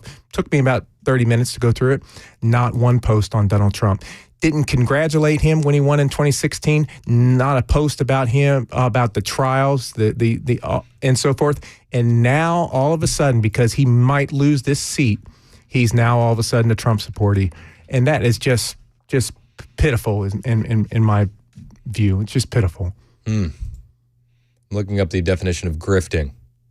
It's a transitive verb, to obtain money or property illicitly, as in a confidence game. To acquire money or property illicitly, he's grifting. He's grifting. Well, he's just trying to save his job. And why? Why? He's been there long enough. Let's go over that record. He ran in 2000 for this same seat. He lost to a Democrat. He ran again in 2004. He lost to a Republican. And then the seat was handed to him in 2010 when Diane Black went to Congress, U.S. Congress. He's really never been challenged by anybody. So this is the first time he's ever been challenged, really, in a Republican Party primary. And what does he need? He can't do it on his own. He can't stand on his record. He needs Randy McNally and the Mac PAC to spend $500,000. AFP, a Trump-hating organization, to send out additional mailers and spend probably another $100,000. That's how he thinks that he can win this seat, through money, power, and influence. And I'm telling the voters of District 18, you play a role in the change of Tennessee moving forward, and you can do that tomorrow, or today and tomorrow, in early voting. If you're registered to vote and you're tired of the establishment and the corruption that goes on in Tennessee, I ask you to go and vote for me. Well, I know a lot of this listeners of the show have given you a look, and they're going to continue to do so, and I hope everybody does in Sumner and Trousdale County. What is your plan if you win? Well, because we've talked a lot about the race. We've talked a lot about your opponent. Let's talk about your plans and your goals and what you envision 2024 and beyond. Well, I really want to do some meaningful legislation with illegal immigration. I will actually want to pass a law to go after the 1982 Supreme Court ruling Plyer v. Doe to stop paying for illegal education in public schools. So that's one thing I want to do. I want to reissue the bill that they went through this past year that failed on penalizing any companies that transport illegal aliens. I want to do a law that Oklahoma just passed that made it a state law to be an illegal alien so that we can start the deporting process. Yes.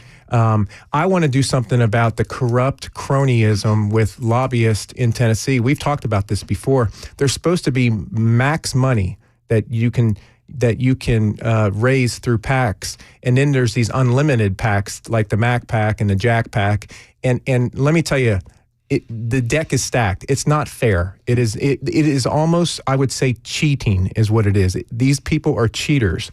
They replenish their money by going out and shaking down people to give more money so that they can use that money against real conservative citizens of Tennessee. The good news is, in 2 years, the next Chris Spencer, the conservative Chris Spencer, will have a more fair playing because they've spent so much money against me that money is gone. And so I want to definitely do something about lobbyists in Tennessee. Someone said we're the worst ranked state out of all 50 when it comes to dirty political PAC money in Tennessee. And we need to even that out. In fact, I would say let's put a salary cap in the NBA. Yes. Let's put a salary cap. You can only receive this much money, and that's it. Salary cap, and then if you want to go over, it's a luxury tax, dollar for dollar to a charity or something like that. Doesn't it seem like it is a conflict of interest for lawmakers to make laws for PACs and then to get paid for their campaign so that they continue this cycle? By the way, Randy McNally has been in the state legislature since 1977, I believe, was his first year. 1977. Lieutenant Governor Randy McNally. 1977. Senator Hale's been there for 14 years. John Lundberg has also got a great opponent this year, and they're spending a lot of money against his opponent, Bobby Harshberger. He's been there 20 years. I want term limits. I signed the pledge. I want term limits. We should have term limits. I don't want to serve any more than 2 terms in Tennessee and hand it over, because what happens is when you allow people to stay this long in government, it's not conservative. It's not conservative. These people should be retired and with their grandkids. Why do they want to hang on to this power? Honestly, it's the word that you mentioned right there at the end, power. Power, and I guess so. I mean, I don't want to do that. I want to protect my grandkids and my children and the rest of the Tennessee citizens. And I want to do my job, and then I want to get back to my life, and I do not want to hang on for 20 years like some of these people do. Well, and that's one of the things I respect about you, and I believe you when you say it. Chris Spencer, where can we find you on the internet? I know a lot of people may just be hearing you for the first time. Early voting is going on now. Where can they find you? Well, at chrisspencerforsenate.com, but I also want to put out for my listeners across the state, but here in District 18, if you want to get his record, it's real simple. You can go to howhalevotes.com. That's it, howhalevotes.com. You can look. We got the links for yourself, and you can find some more information about me at chrisspencerforsenate.com. And lastly, let me just say, don't believe these mailers. They're all a bunch of junk of lies. If these mailers were true, one, I would have never ran. I mean, are you kidding me? Why would I do this? Why would you put your family through it? But I have been endorsed by country star John Rich, by Riley Gaines, by Matt Gaetz, by General Mike Flynn, by Lee Beeman, by Robbie Starbuck, by the Tennessee Right to Life. Now, think about that. Tennessee Right to Life endorsed me and not Senator Hale. And Veterans for Trump. And I could go on and on and on. These are the real conservative patriots across the United States that have jumped behind me and endorsed me. Why would they do that if these mailers were even 1% truth? They are nothing but a bunch of lies. Yeah, and I'm actually looking around at left and right these days, and I love this kind of stuff, because when you see lies lobbied against somebody, it's like you're over the target. I'm definitely over target, because you could see in their expenditures, they send a couple $100,000 worth of negative mails, and then all of a sudden there's a polling expenditure, right? So they do this. It's incredible. They do that, and then they do polling. Didn't work. Let's throw another couple $100,000 at it, and then do a polling. It didn't work. So I'm telling District 18, if you're a registered voter and you're tired of this and you think this is wrong, that it's cheating, then I ask for you to go today or tomorrow to early voting and cast a vote for me so that we can start to bring real fairness in the state of Tennessee. Chris Spencer, if you live in Sumner or Trousdale counties, he's running for state senate. I implore you to take a look at Chris and get to know him all over the internet. Your socials and your website one more time. ChrisSpencerForSenate.com. We're on Facebook, just Chris Spencer TN18 and Twitter and Instagram. All the things. Yes. ChrisSpencerForSenate.com. Yes. All right, Chris Spencer, he's a guy worth taking a look at. I'm telling you that much if you're in Sumner or Trousdale County. It's 10:52 on Super Talk 99.7 WTN.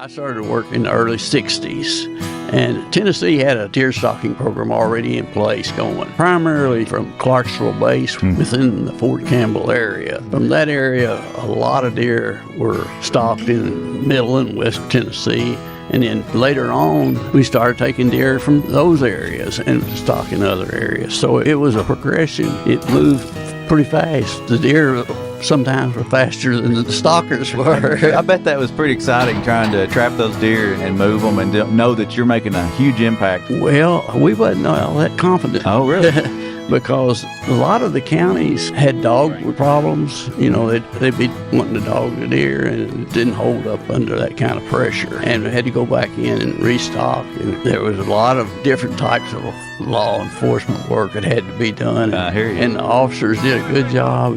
And we talked to a lot of the judges, and they clamped down pretty hard on somebody poaching deer out there. Back then, we only put out 15 or 20 deer. It was critical. In fact, at that time, it could cost you your truck. Yeah. It's an amazing success story. You hear folks saying, well, we didn't see a deer when I was a kid, and now you just have to walk out your back door and you got in a subdivision grazing or driving down the interstate highways or whatever, you see a deer just about every day.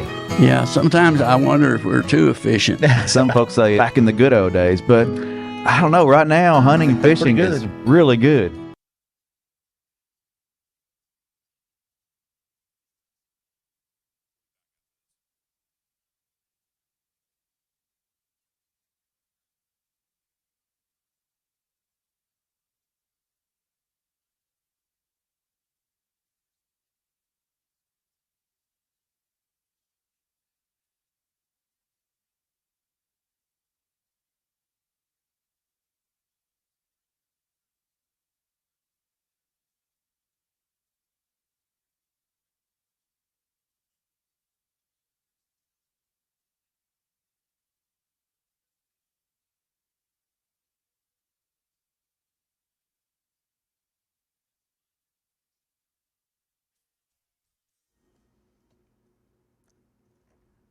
Kamala Harris got the call Democrats were waiting for, and an alleged neo-Nazis case is being sent to the grand jury in Nashville, coming up at 11 on Super Talk 99.7 WTN. Thank you, Ken. It is Super Talk 99.7 WTN. We're learning more about the Trump assassination attempt.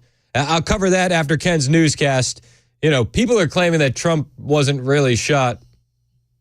Trump obviously calling BS. And I actually know somebody who was sitting in the front row at the rally who called BS himself. We'll talk about all that and more. Plus, Kamala Harris, the most qualified woman in America. Qualified for what? We're still trying to figure out. Full disclosure. She's on the speed dial. Plus, Karine Jean-Pierre was asked about the talking points that are being handed out for Kamala Harris. Have you seen this? In D.C., they're quite literally handing out note cards with talking points to cover for Kamala. What? Honestly. Peter Ducey asked Karine Jean-Pierre about it yesterday at the press briefing. Hilarity ensued. It's like one of those things. We're laughing to keep from crying. That's what we're doing. Just to hide the pain. We'll hide the pain together after Ken's newscast on Super Talk 99.7 WTN.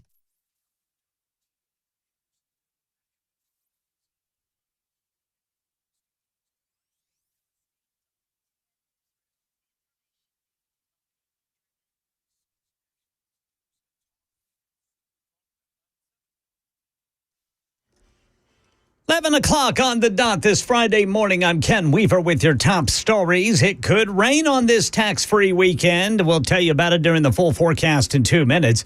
Yeah, from now until midnight on Sunday, back-to-school supplies like clothes and even technology can be purchased tax-free.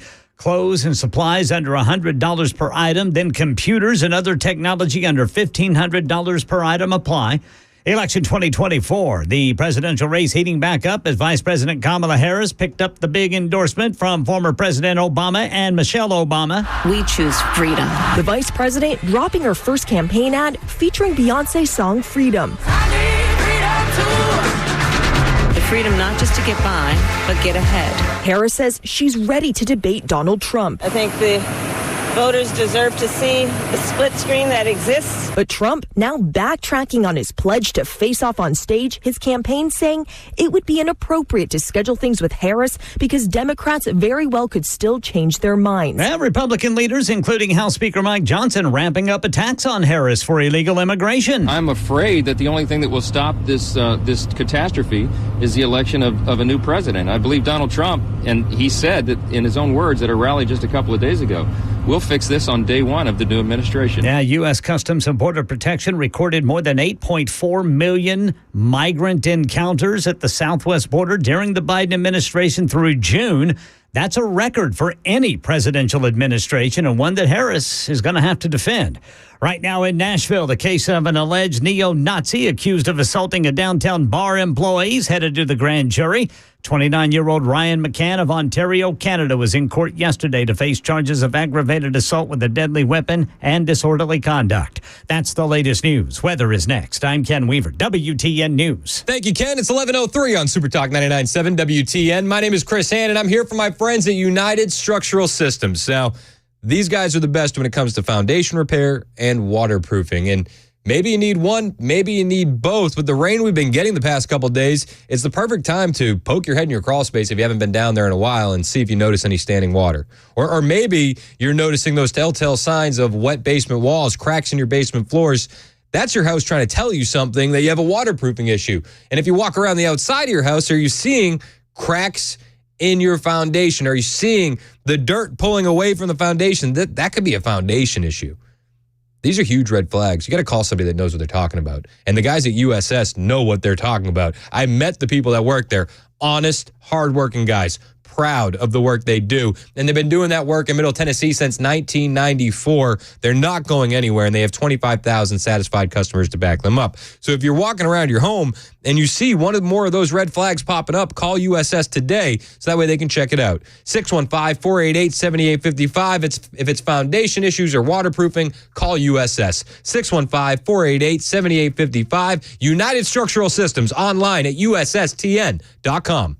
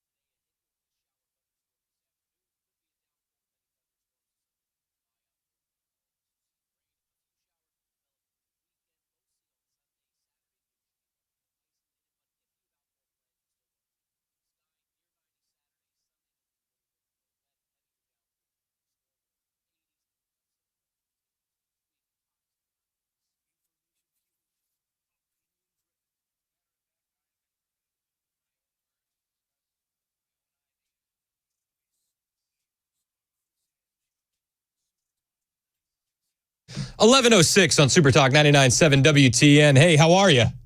My name is Chris Hand. You can keep up with me off the air on social media, Twitter, True Social, Instagram, at Chris Hand on air. Hit the follow button. I will follow back. You can listen to us anywhere with the iHeartRadio app, the TuneIn app. You can find the show after the fact via podcast on Apple and Spotify. Hit subscribe, rate it 5 stars, and listen. I'd like to be in that top 5 with Tucker and Joe Rogan and Dan Bongino. It's a heavy lift. Can't do it without you. So hit the like button, subscribe, all the things. We've been talking about Kamala Harris. She actually spoke yesterday at the AFT Teachers Convention. We covered a little bit of it live. It was garbage. It was garbage. Full disclosure. Spoiler alert. I guess.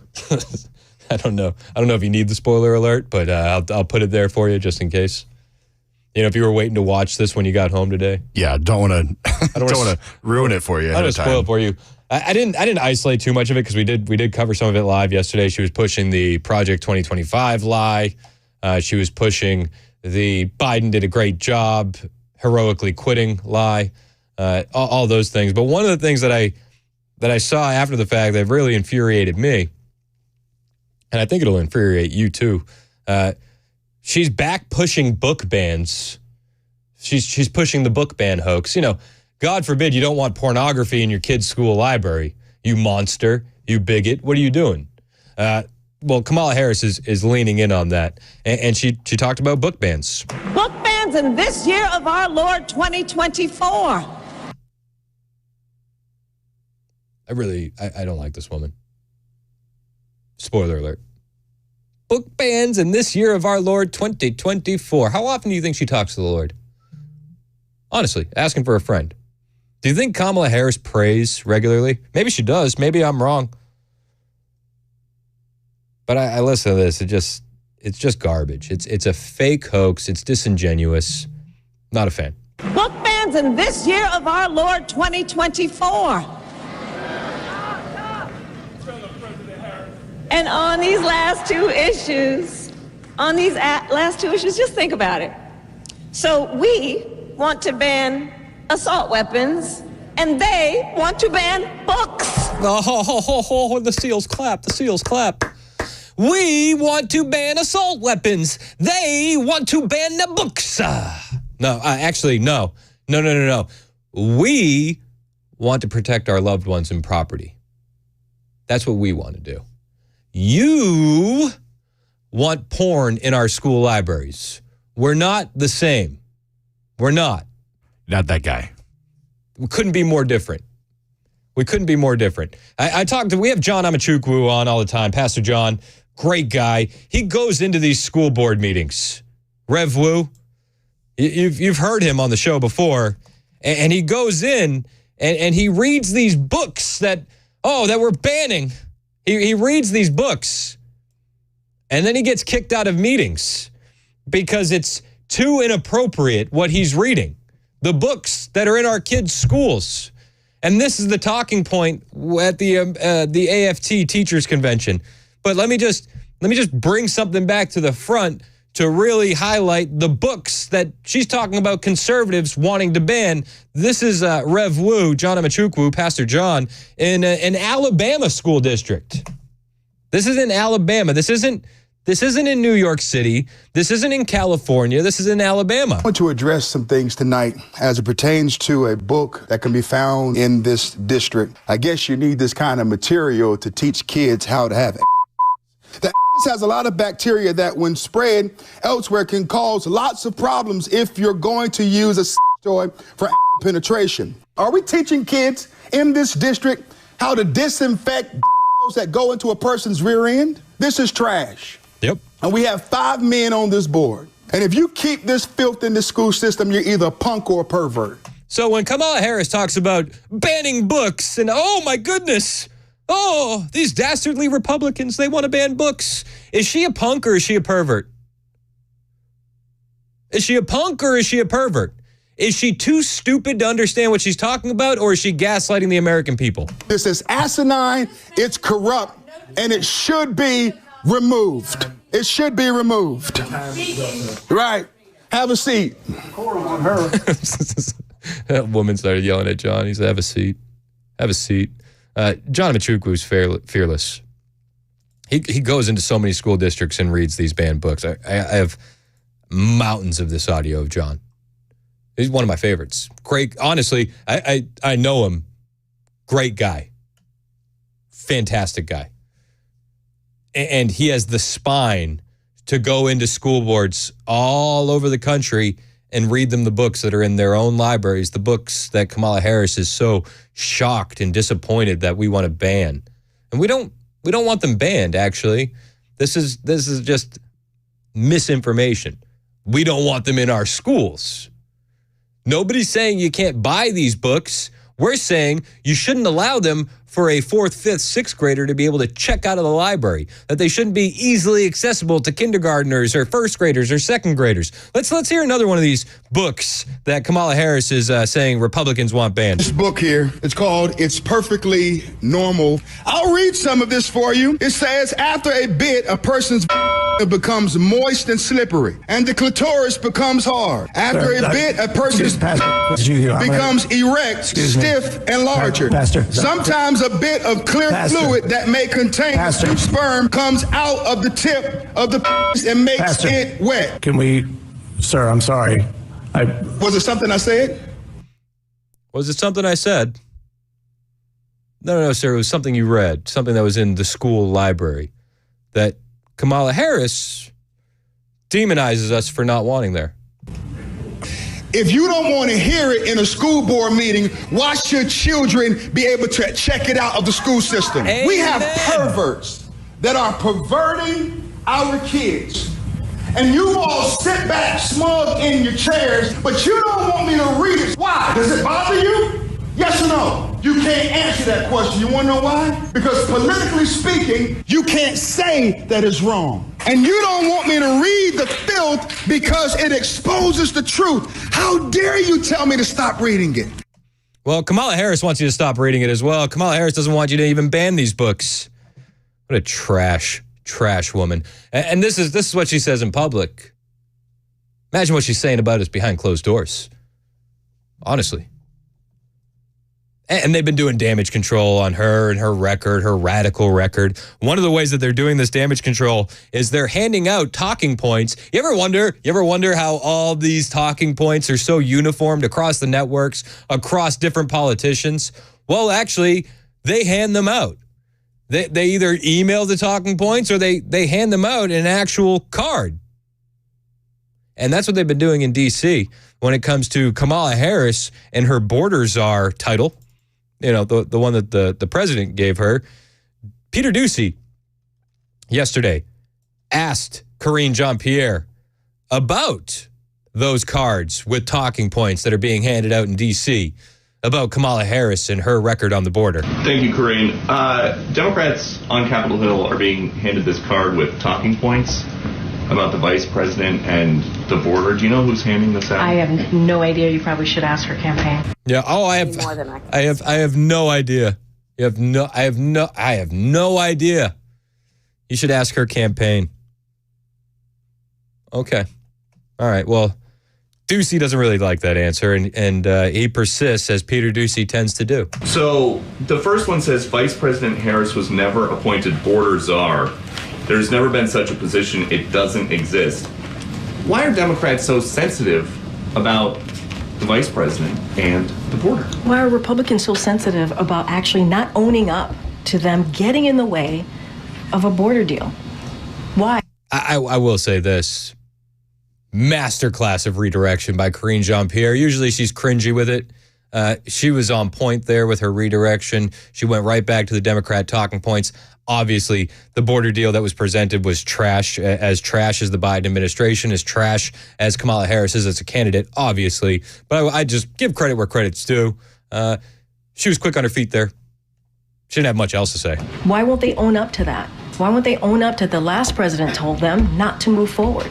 It was a bipartisan deal on just right there, available to them, and they voted twice against it.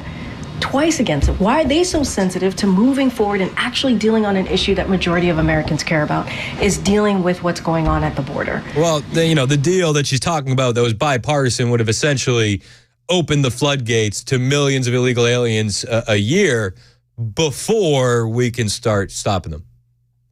So, don't take my word for it.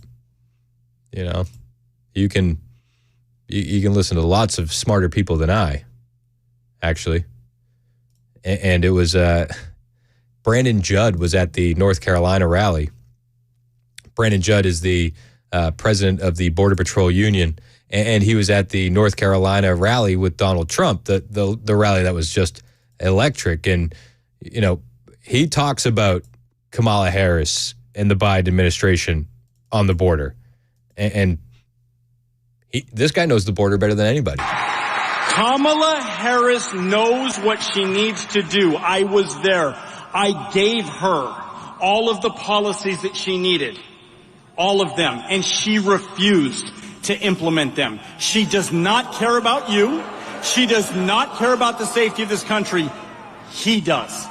This is the man for the presidency. And he points at Donald J. Trump.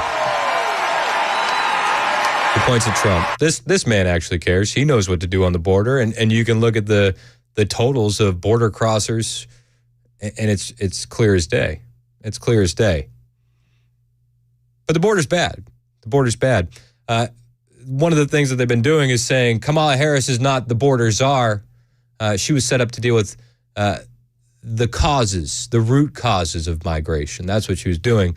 Ducey actually turned that talking point right around on Karine Jean-Pierre yesterday. And, I gave Karine a little bit of credit for her redirection. Well, Ducey dunks on her here. Do you think that the border would be less of a talking point now if there was less migration to the border, say if somebody had addressed root causes of migration sooner? Wait, hold on a second. Did you not hear the beginning of I know there were a lot of toppers, but one of the toppers, I talked about what we're seeing at the border. A lot of toppers in the Democrat Party, I've been told. It's down by 55%, not because of Republicans in Congress and what they did. It's because of what this president and this vice president did. Oh. He moved forward and took actions to deal with what's going on at the border. Republicans continue to block getting resources to the Border Patrol agents. They continue to block actually dealing with an immigration system. So yes, we are going to debunk the false characterization of the vice president. She was not a border czar, and it's not just us. Independent fact checkers have said the same thing, that did not exist, and that is not true. Oh yeah, slay, queen, slay, as the left goes wild. It's not true. Independent fact checkers say it's not true. In fact, border crossings are lower today than the previous administration. That actually has been fact checked. Biden said it during his Wednesday night Oval Office address. Karine Jean-Pierre repeated that lie yesterday. But the Southwest Land Border Encounters report from U.S. Customs and Border Protection clearly shows that migration encounters each month of the Biden administration, the Biden-Harris administration, we can't untether Kamala Harris. We have to keep her burdened by what has been. Each month of the Biden-Harris administration, encounters were higher than the month President Trump left office. Each month. Every single month. So when Karine Jean-Pierre repeats the lie that Biden told us on Wednesday nights. The crime rate is at a 50-year low. We're also securing our border. Border crossings are lower today than when the previous administration left office. Just know that they're lying to your face because they don't care about you and they think you're stupid. They think you're stupid. Just one more time. They think you're stupid. Neil in the borough, he's been holding for a while, man. Thanks for holding. I appreciate you. What's up? All right, Chris. Hey, how you doing today? Good, man. How are you? Not bad. I hear a birthday's in order for you, so happy birthday. Oh, thank you, buddy. Appreciate it. Yeah, I run a very popular comic strip on Facebook called Billy and Spaz.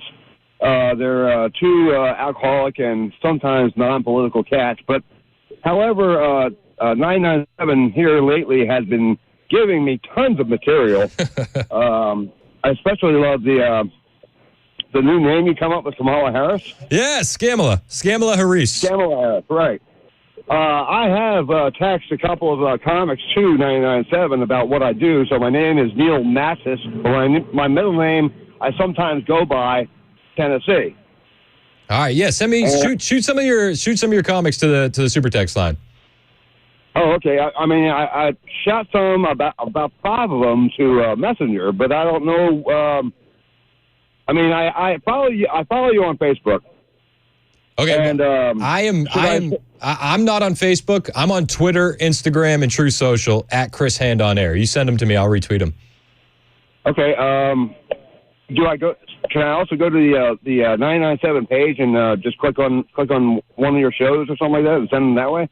I don't do the Facebook very well. I'll be honest. So with you. if you go on to the same number you just called into, send it as a text message to that phone number. We'll be able to receive them through there. Okay, that's a lot easier for me too, because I used to have Instagram, but unfortunately, because of data on my phone, I had to cut it loose. I hear you, man. It's you got to figure out what you got to do in this economy. I appreciate the call, Neil. Good luck with your comics. It's 11:21 on Super Talk 99.7 WTN. Hey, it's Chris Hand from my friends at Paul Winkler Inc. It is time for you to get your financial future in order, but it's not something you need to do on your own. You should consult the team over at Paul Winkler Inc. You probably already know Paul. He's been hosting the Investor Coaching Show for over 20 years. That's how I found Paul, and I was learning from him before I got my show here by listening to his show. But when you speak with Paul, you learn so much more. Paul spent some time studying under an economist who went on to win a Nobel Prize. That's how he got his feet wet in the industry. That's why he's so informed now. So my wife and I, we work with Paul. And when I came on board here at WTN, his was the firm I wanted to work with first because they hold themselves the highest level of fiduciary status. Because of that, Paul wants me to start off the relationship with honesty, transparency, and tell you I get paid to do these commercials. That's the truth. And I like that Paul wants me to tell you. But I don't get paid to be a client. I'm a client because I trust these guys. I like that they do nothing on commission. I like that they're so focused on education, so you never get the feeling of blind trust when you're making decisions about your financial future. They're going to look at your whole financial picture and then help you make some decisions. Set up a 15-minute phone call today. Even if you already have a financial planner, talk to Paul. Set up your call at paulwinkler.com. That's paulwinkler.com.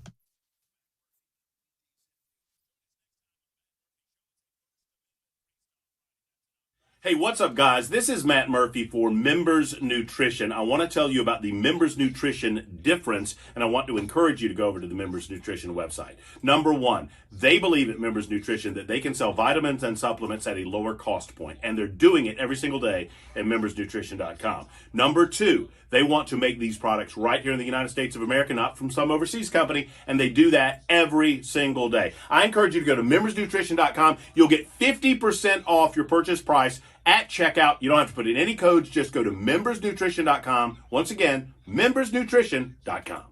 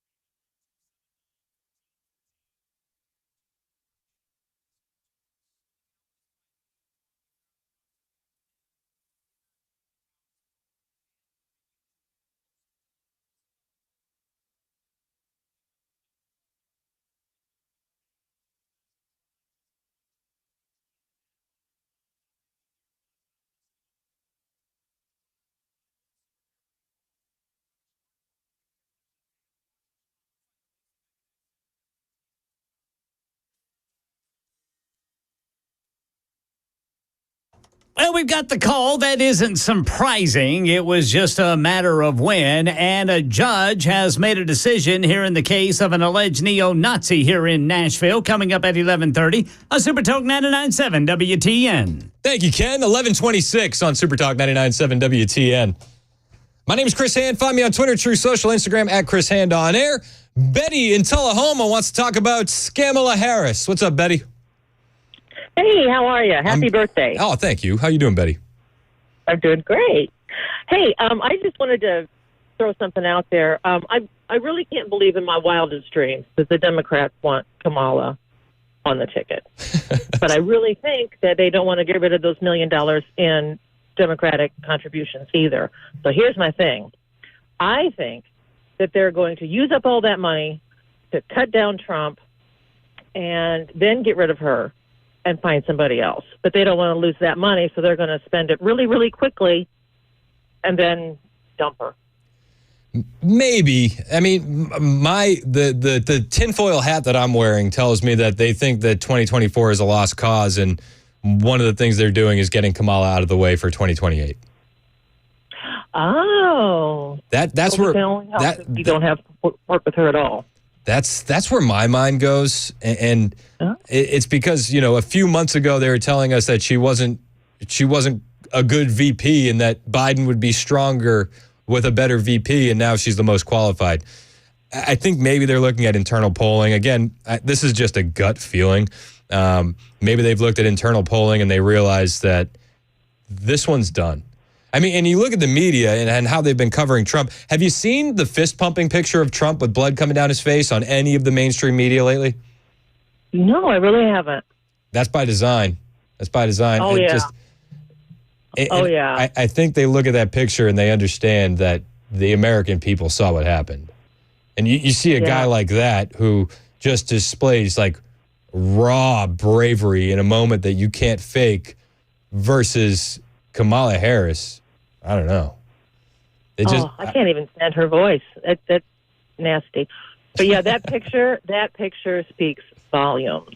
That was a moment. I got a T-shirt coming for my birthday. I got myself a birthday gift. And it's a T-shirt. It's got the fist up. It says "Fight, I'm hype."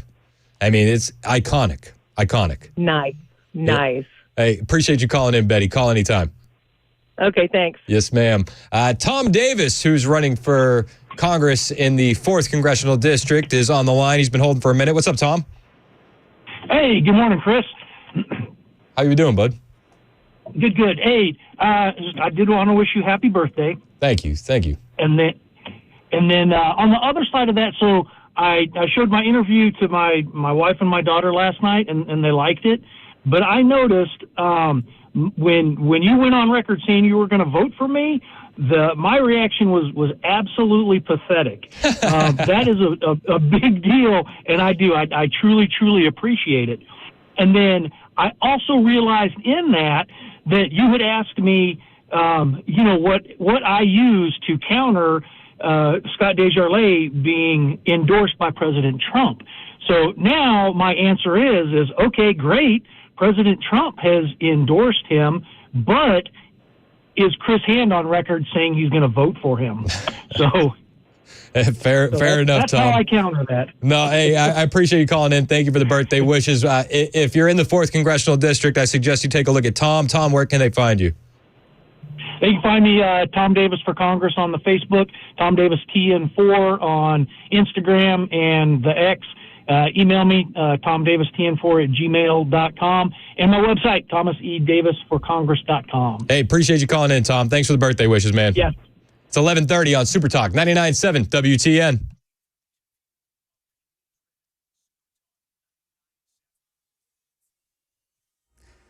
I'm Ken Weaver with your top stories, and we are tracking the potential for some showers and thunderstorms this weekend. Got the full forecast in 2 minutes. It is tax-free weekend until Sunday at midnight. Things you buy like clothes and school supplies and computers can be purchased tax-free as long as the clothes and supplies cost less than $100 and technology items such as laptop computers are under $1,500. Election 2024, the call that isn't surprising. It was just a matter of when. Kamala. Hello. Hi. Hey there. Oh, hi, you're both together. Oh, it's good to hear you both. As the endorsement of former President Obama and Michelle Obama, now attention turns to who Vice President Kamala Harris chooses as a running mate. And back here in Nashville, a judge sent the case of an alleged neo-Nazi accused of assault during one of the recent marches to the grand jury.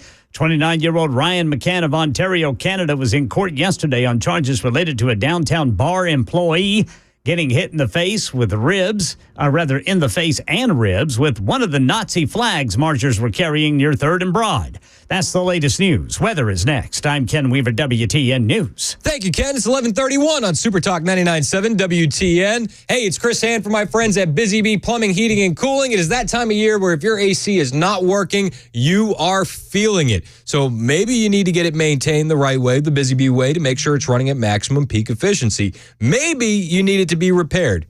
Maybe, God forbid, you need it to be replaced. Well, if any of those things are true, you got to call my friends at Busy Bee. And if you need to replace your AC, you won't find a better value on replacement systems. Up to 12 months with no payment, no interest, with approved credit, and it'll pay in so many ways. To sign up for the Beehive Club membership, that comes with that annual maintenance on your plumbing, your heating, and your cooling. It comes with a 10% discount on all repairs, priority front of the line service, a $100 annual accrued replacement credit with a maximum of $1,000, no overtime or holiday fees, and exclusive Beehive member promotions. Busy Bee is your Rude Pro partner, and they'll always come see you on Saturday. They have those convenient availability hours for your maintenance calls, so you'll never be stuck in the heat. Call them today for satisfaction guaranteed. It's Busy Bee Plumbing, Heating, and Cooling. 615-775-7833. That's 615-775-7833. And they're online at busybeehvac.com. Hey, it's Dan Mandis, and I am so glad that California Closets has fixed my closet catastrophe. After exact measuring and planning, they came over and got to work. Yeah, once it was all plotted out on their 3D CAD system, the pieces are measured, cut, and precisely installed into my space. It was clean, fast, and professional, and above all, my new closets look and function great. Now, this was my dormer, and now this is my new dormer thanks to California Closets. Look at all of this added space for shirts and shoes, you name it, and it is cut so precisely, simply amazing. And my old closet that has now been reborn as the ultimate in style and functionability, making the best use of the space that I had. They can work on just about anything: bedrooms, garages, home offices, closets, pantries, and so much more. Find them online, CaliforniaClosets.com, and see what they can do for you. You can schedule a free design consultation. Mention my name, CaliforniaClosets.com.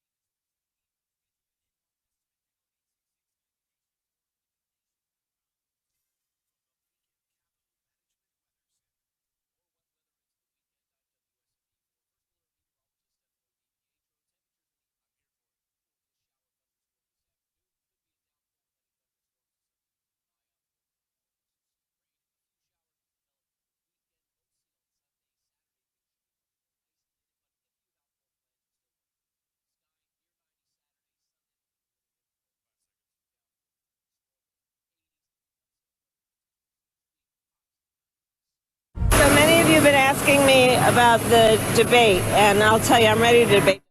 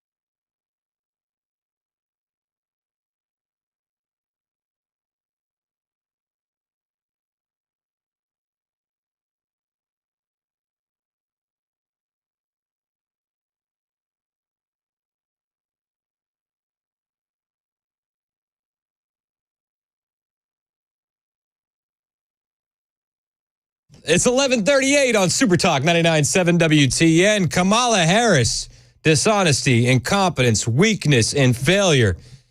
Is this what we want? It's not what I want. I'm not even sure it's what the Democrats want. You see organizations like Black Lives Matter speaking out against the appointment of Kamala Harris. It has been an absolute clown show, hasn't it?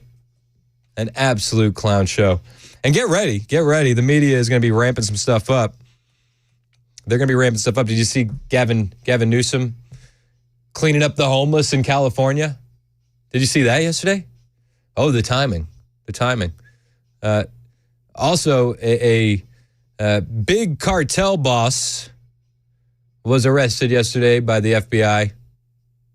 Oh, weird timing. They're going to do these things, try and make her look good, try and make the country look good. Maybe they'll make some improvements over the next few months. But it's just because of the election. It's not because they actually care about you or this country. No, not one bit. And we see it every day. The rhetoric continues. Have you seen the rhetoric continuing? Donald Trump, not even 2 weeks since an assassination attempt, they can't handle themselves. They keep saying that he's a threat to democracy. He's a threat to democracy. Terrifying. Right. So a reporter asked Karine Jean-Pierre about this yesterday, about the fact that they're still pushing this kind of rhetoric, and can we tone it down? Can we stop the rhetoric a little bit? So if I could, the other topic. Last night, the president kept with the theme of saving democracy, alluding to the fact that maybe former President Trump is a threat to democracy. The vice president is using the same language. Is this a dangerous rhetoric? Look, it is important that we continue to talk about unity. It is. Saving democracy, making sure that we're unified as a country. And he called on the country to come together. That is something that is a theme that he's talked about since 2019. Since 2019. Nothing new here. And I'll quote, "Keep calling out hate and extremism. Make it clear there is no place in America for political violence." That's something that the president said last night, or any violence ever, period. "I'm going to keep speaking out to protect our kids and gun violence. This is something that the president truly believes in."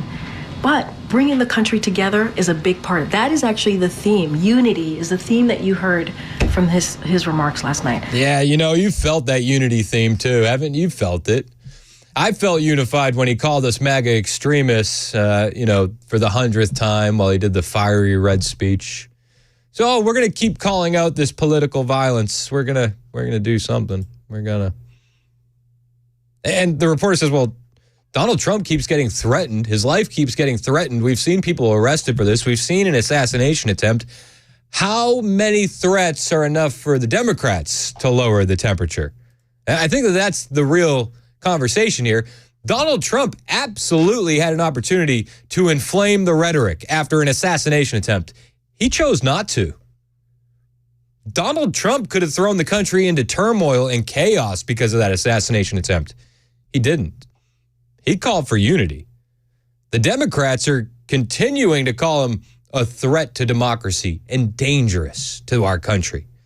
So when is enough enough? When's enough going to be enough? And when are the Democrats going to tone down their rhetoric? Still talks about a threat to democracy. I mean, there are now 3 public attempts that were threats to the former president that we know of. Yeah. Iran being one of them, the shooter the other night. So how many threats are enough to lower the temperature? The president has called on lowering the temperature. But here's the thing, Ed. It takes on all of us to lower the temperature. All of us. I hope you can read between the lines of what I mean by all of us.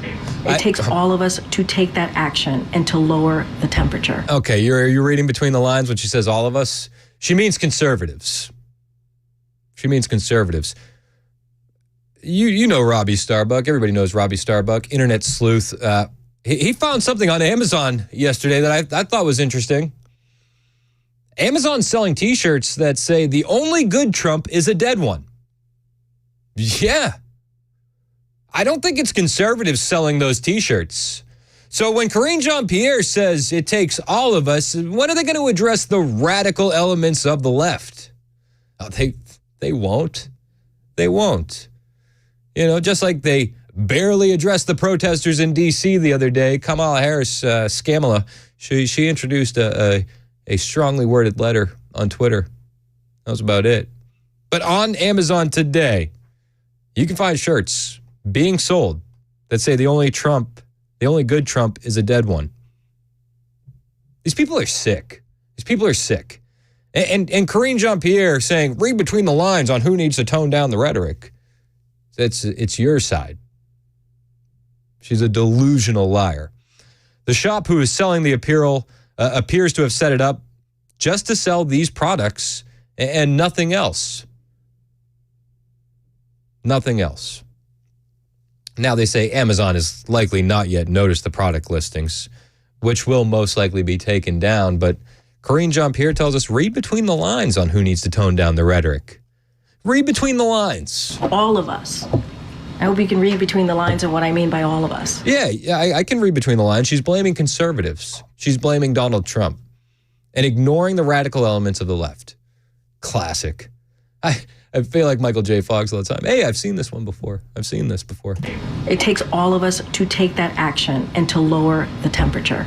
And I think when you have a president that uses the Oval Address to talk about unity, not just once, he did it sadly, right after the former president, the attempted assassination on the former president, talked about lowering the temperature then, and also talked about really condemning political violence and how it has no place in this nation. He used the Oval Office to do just that.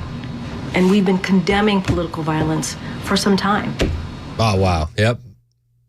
All right, I guess that sums it up. We don't have to worry about the radical elements of the left threatening the president. We don't have to worry about the radical elements of the left selling T-shirts on Amazon that say the only good Trump is a dead one. We don't need to address that at all. We don't need to address the radical protesters that burned American flags in D.C. while Benjamin Netanyahu was in town. Nah, don't worry about it. Read between the lines. Conservatives are the problem. Conservatives are the problem. Okay. Well, for Democrats, Kamala Harris's record is a problem. Kamala Harris is a problem. They're already on defense. I made this point a couple days ago as they are really doing their best to get around the border czar title. The Democrats are already on defense when it comes to Kamala Harris. They're already on defense. I like to see it. I also like to see pro-Trump super PACs going in on an ad blitz. A pro-Trump super PAC is going to spend about $32 million exposing Kamala Harris's record. MAGA Inc. It's a super PAC that obviously supports Trump. They're buying tens of millions of dollars more of ads in swing state advertisements to expose Harris's record. Scamala. Politico first reported that MAGA Inc. now has $70 million in ads ready to roll through Labor Day after reserving $32 million more in advertising space. The CEO of MAGA Inc., Taylor Budowich, he said in a statement, Democrats got their shotgun wedding, but we'll be cutting the honeymoon short. And doesn't it feel like the honeymoon phase for Kamala Harris is being cut short? He went on to say, Kamala Harris is currently only known as a failed and unpopular vice president who knifed her boss in the back to secure a nomination she couldn't earn, but voters are about to learn it gets worse. So they're buying these ads in Arizona, Georgia, Nevada, Pennsylvania. Political reports that MAGA Inc. has one forthcoming ad that will hit Harris on immigration and another that will zone in on her record as a prosecutor in San Francisco. And regarding the immigration ad, Politico reports that the Super PAC's newest ad is called Chaotic Mess, and it highlights Harris's responsibility handling the border crisis and her previous comments on immigration and the border. The ad, which has not yet been released but was described to Politico, will show a clip from a Harris interview with NBC's Chuck Todd in 2022 in which she said the border is secure. It's also expected to feature Harris's record on immigration and customs enforcement, including the 2018 letter she signed as a senator that urged the Senate appropriators to reduce funding for the Trump administration's reckless immigration enforcement operations. And in 2018, she told MSNBC that we probably need to think about starting from scratch with ICE.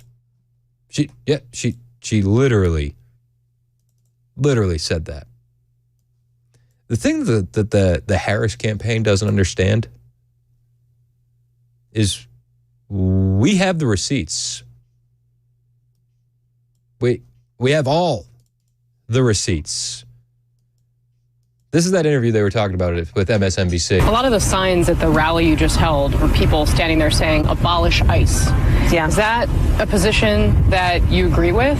Listen, I think there's no question that we've got to critically re-examine ICE and its role and the way that it is being administered and the work it is doing. And we need to probably think about starting from scratch because there's a lot that is wrong with the way that it's conducting itself, and we need to deal with that.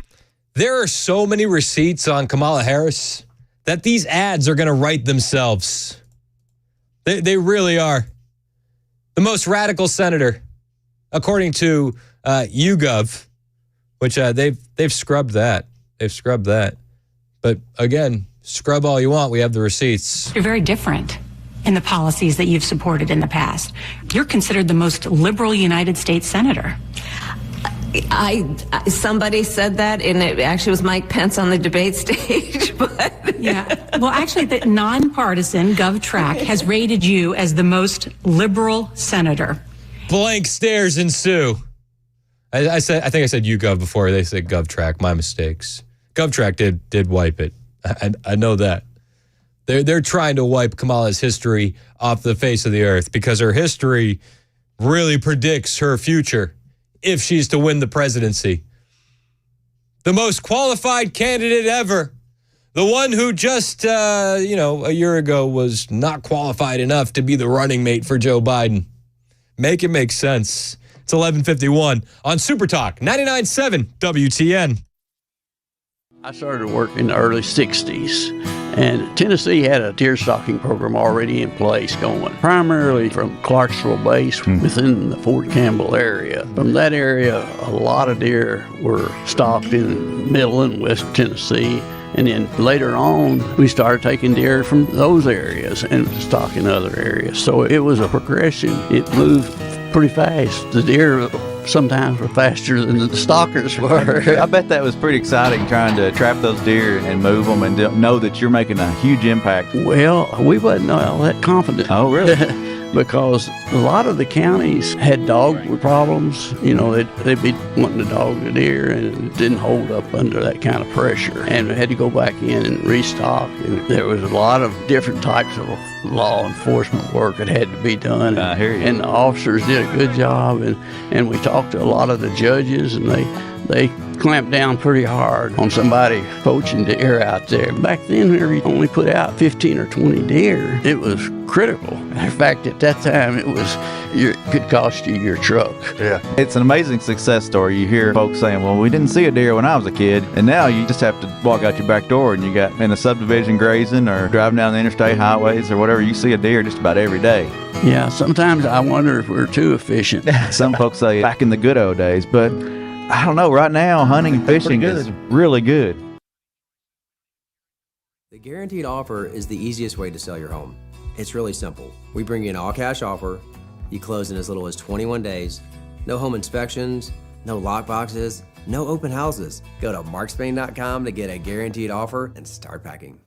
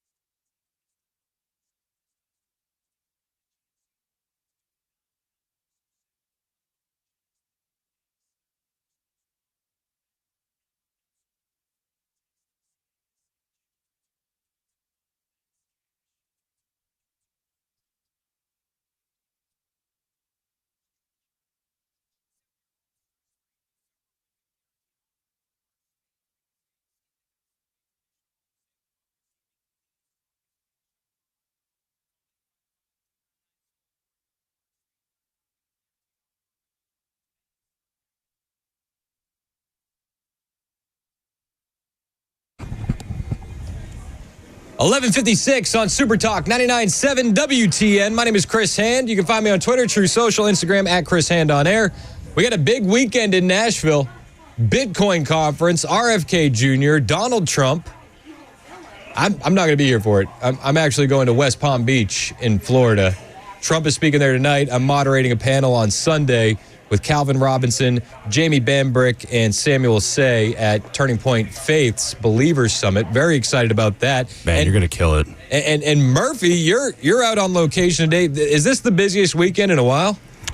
It's pretty busy. You know, we're down in Winchester, Twin Creeks Marina. We'll be here all afternoon throughout the course of the show and even maybe some beyond. But, yeah, I mean, the Bitcoin conference has everybody talking. I had a couple of Bitcoin guys on the show earlier in the week just trying to help me understand exactly what we're talking about. Trump in town, Vivek in town. We will be talking, as a matter of fact, the RNC chair, Michael Watley, who doesn't get nearly the play that Laura Trump does on many of the major networks, but obviously he's an integral part in making what was the most successful convention happen in Milwaukee last week. He's going to be on with me at 12:35 this afternoon to talk about his he's coming to town. He wants to talk about Bitcoin, and he's going to be here with the future president of the United States of America. So it's going to be a hell of a weekend. Plus, Chris. Yeah. Hootie's here. Hootie. Yeah, I buried the lead. Hootie and the Blowfish. Come on, Bridgestone Arena. I would be remiss if I did not mention that I will be president accounted for on the floor of Hootie. So come see me. Oh, that's exciting. I'll be the guy in the hat. I love it when you do that. What are you guys doing out there at the marina today? Are you hyped to be out there? You love it? I am. I'm hoping to see our good friend Bob. You know, the last time we were out here, we met a lovely fellow, Bob, that got very upset at me for having the audacity to question the integrity of the FBI. He got yelly, he got angry, and he stormed off. So I'm hoping Bob comes back by so we can have a good constructive conversation. What do you think? Oh, I hope so. What was he mad about the last time? He was mad that I questioned the integrity of the Federal Bureau of Investigation and the CIA. He said that I needed to stop talking about things that I didn't understand or know anything about. And I asked him to sit down and educate me, and he refused to do so. So there you go. It was one of those, it's one of those conversations where, and I've had these in the past, where you're talking to people and you have a point of view and they have a point of view, and then they say, well, I know things that I can't tell you that prove I'm right and you're wrong. Yeah, you love that, don't you? Well, that's great. That advances nothing. So, did anybody wish you or not wish, because I've heard all of that, but has anybody sung happy birthday to you yet, Chris? We have banned all singing. Okay, good, because I was going to tell you. It's not going to start now, but I was just curious if anyone had. What are you doing for your 24th birthday? What are you doing? Well, I'm going to get my first beer. No, I'm working, man. The grind don't stop. I'm going to be in West Palm Beach all weekend with Turning Point USA, Turning Point Faith. We got Trump speaking tonight. He just got Benjamin Netanyahu at Mar-a-Lago. They just showed up. Yeah, I don't know if you saw that. So they're going to be, I don't know if Benjamin's coming. I don't think so. But Trump is going to be in West Palm Beach tonight at Believers Summit. And then I'm going to do some content behind the scenes with some people. And then I'm moderating a panel on Sunday. I'm big hype. You know what? I don't think you moderate anything.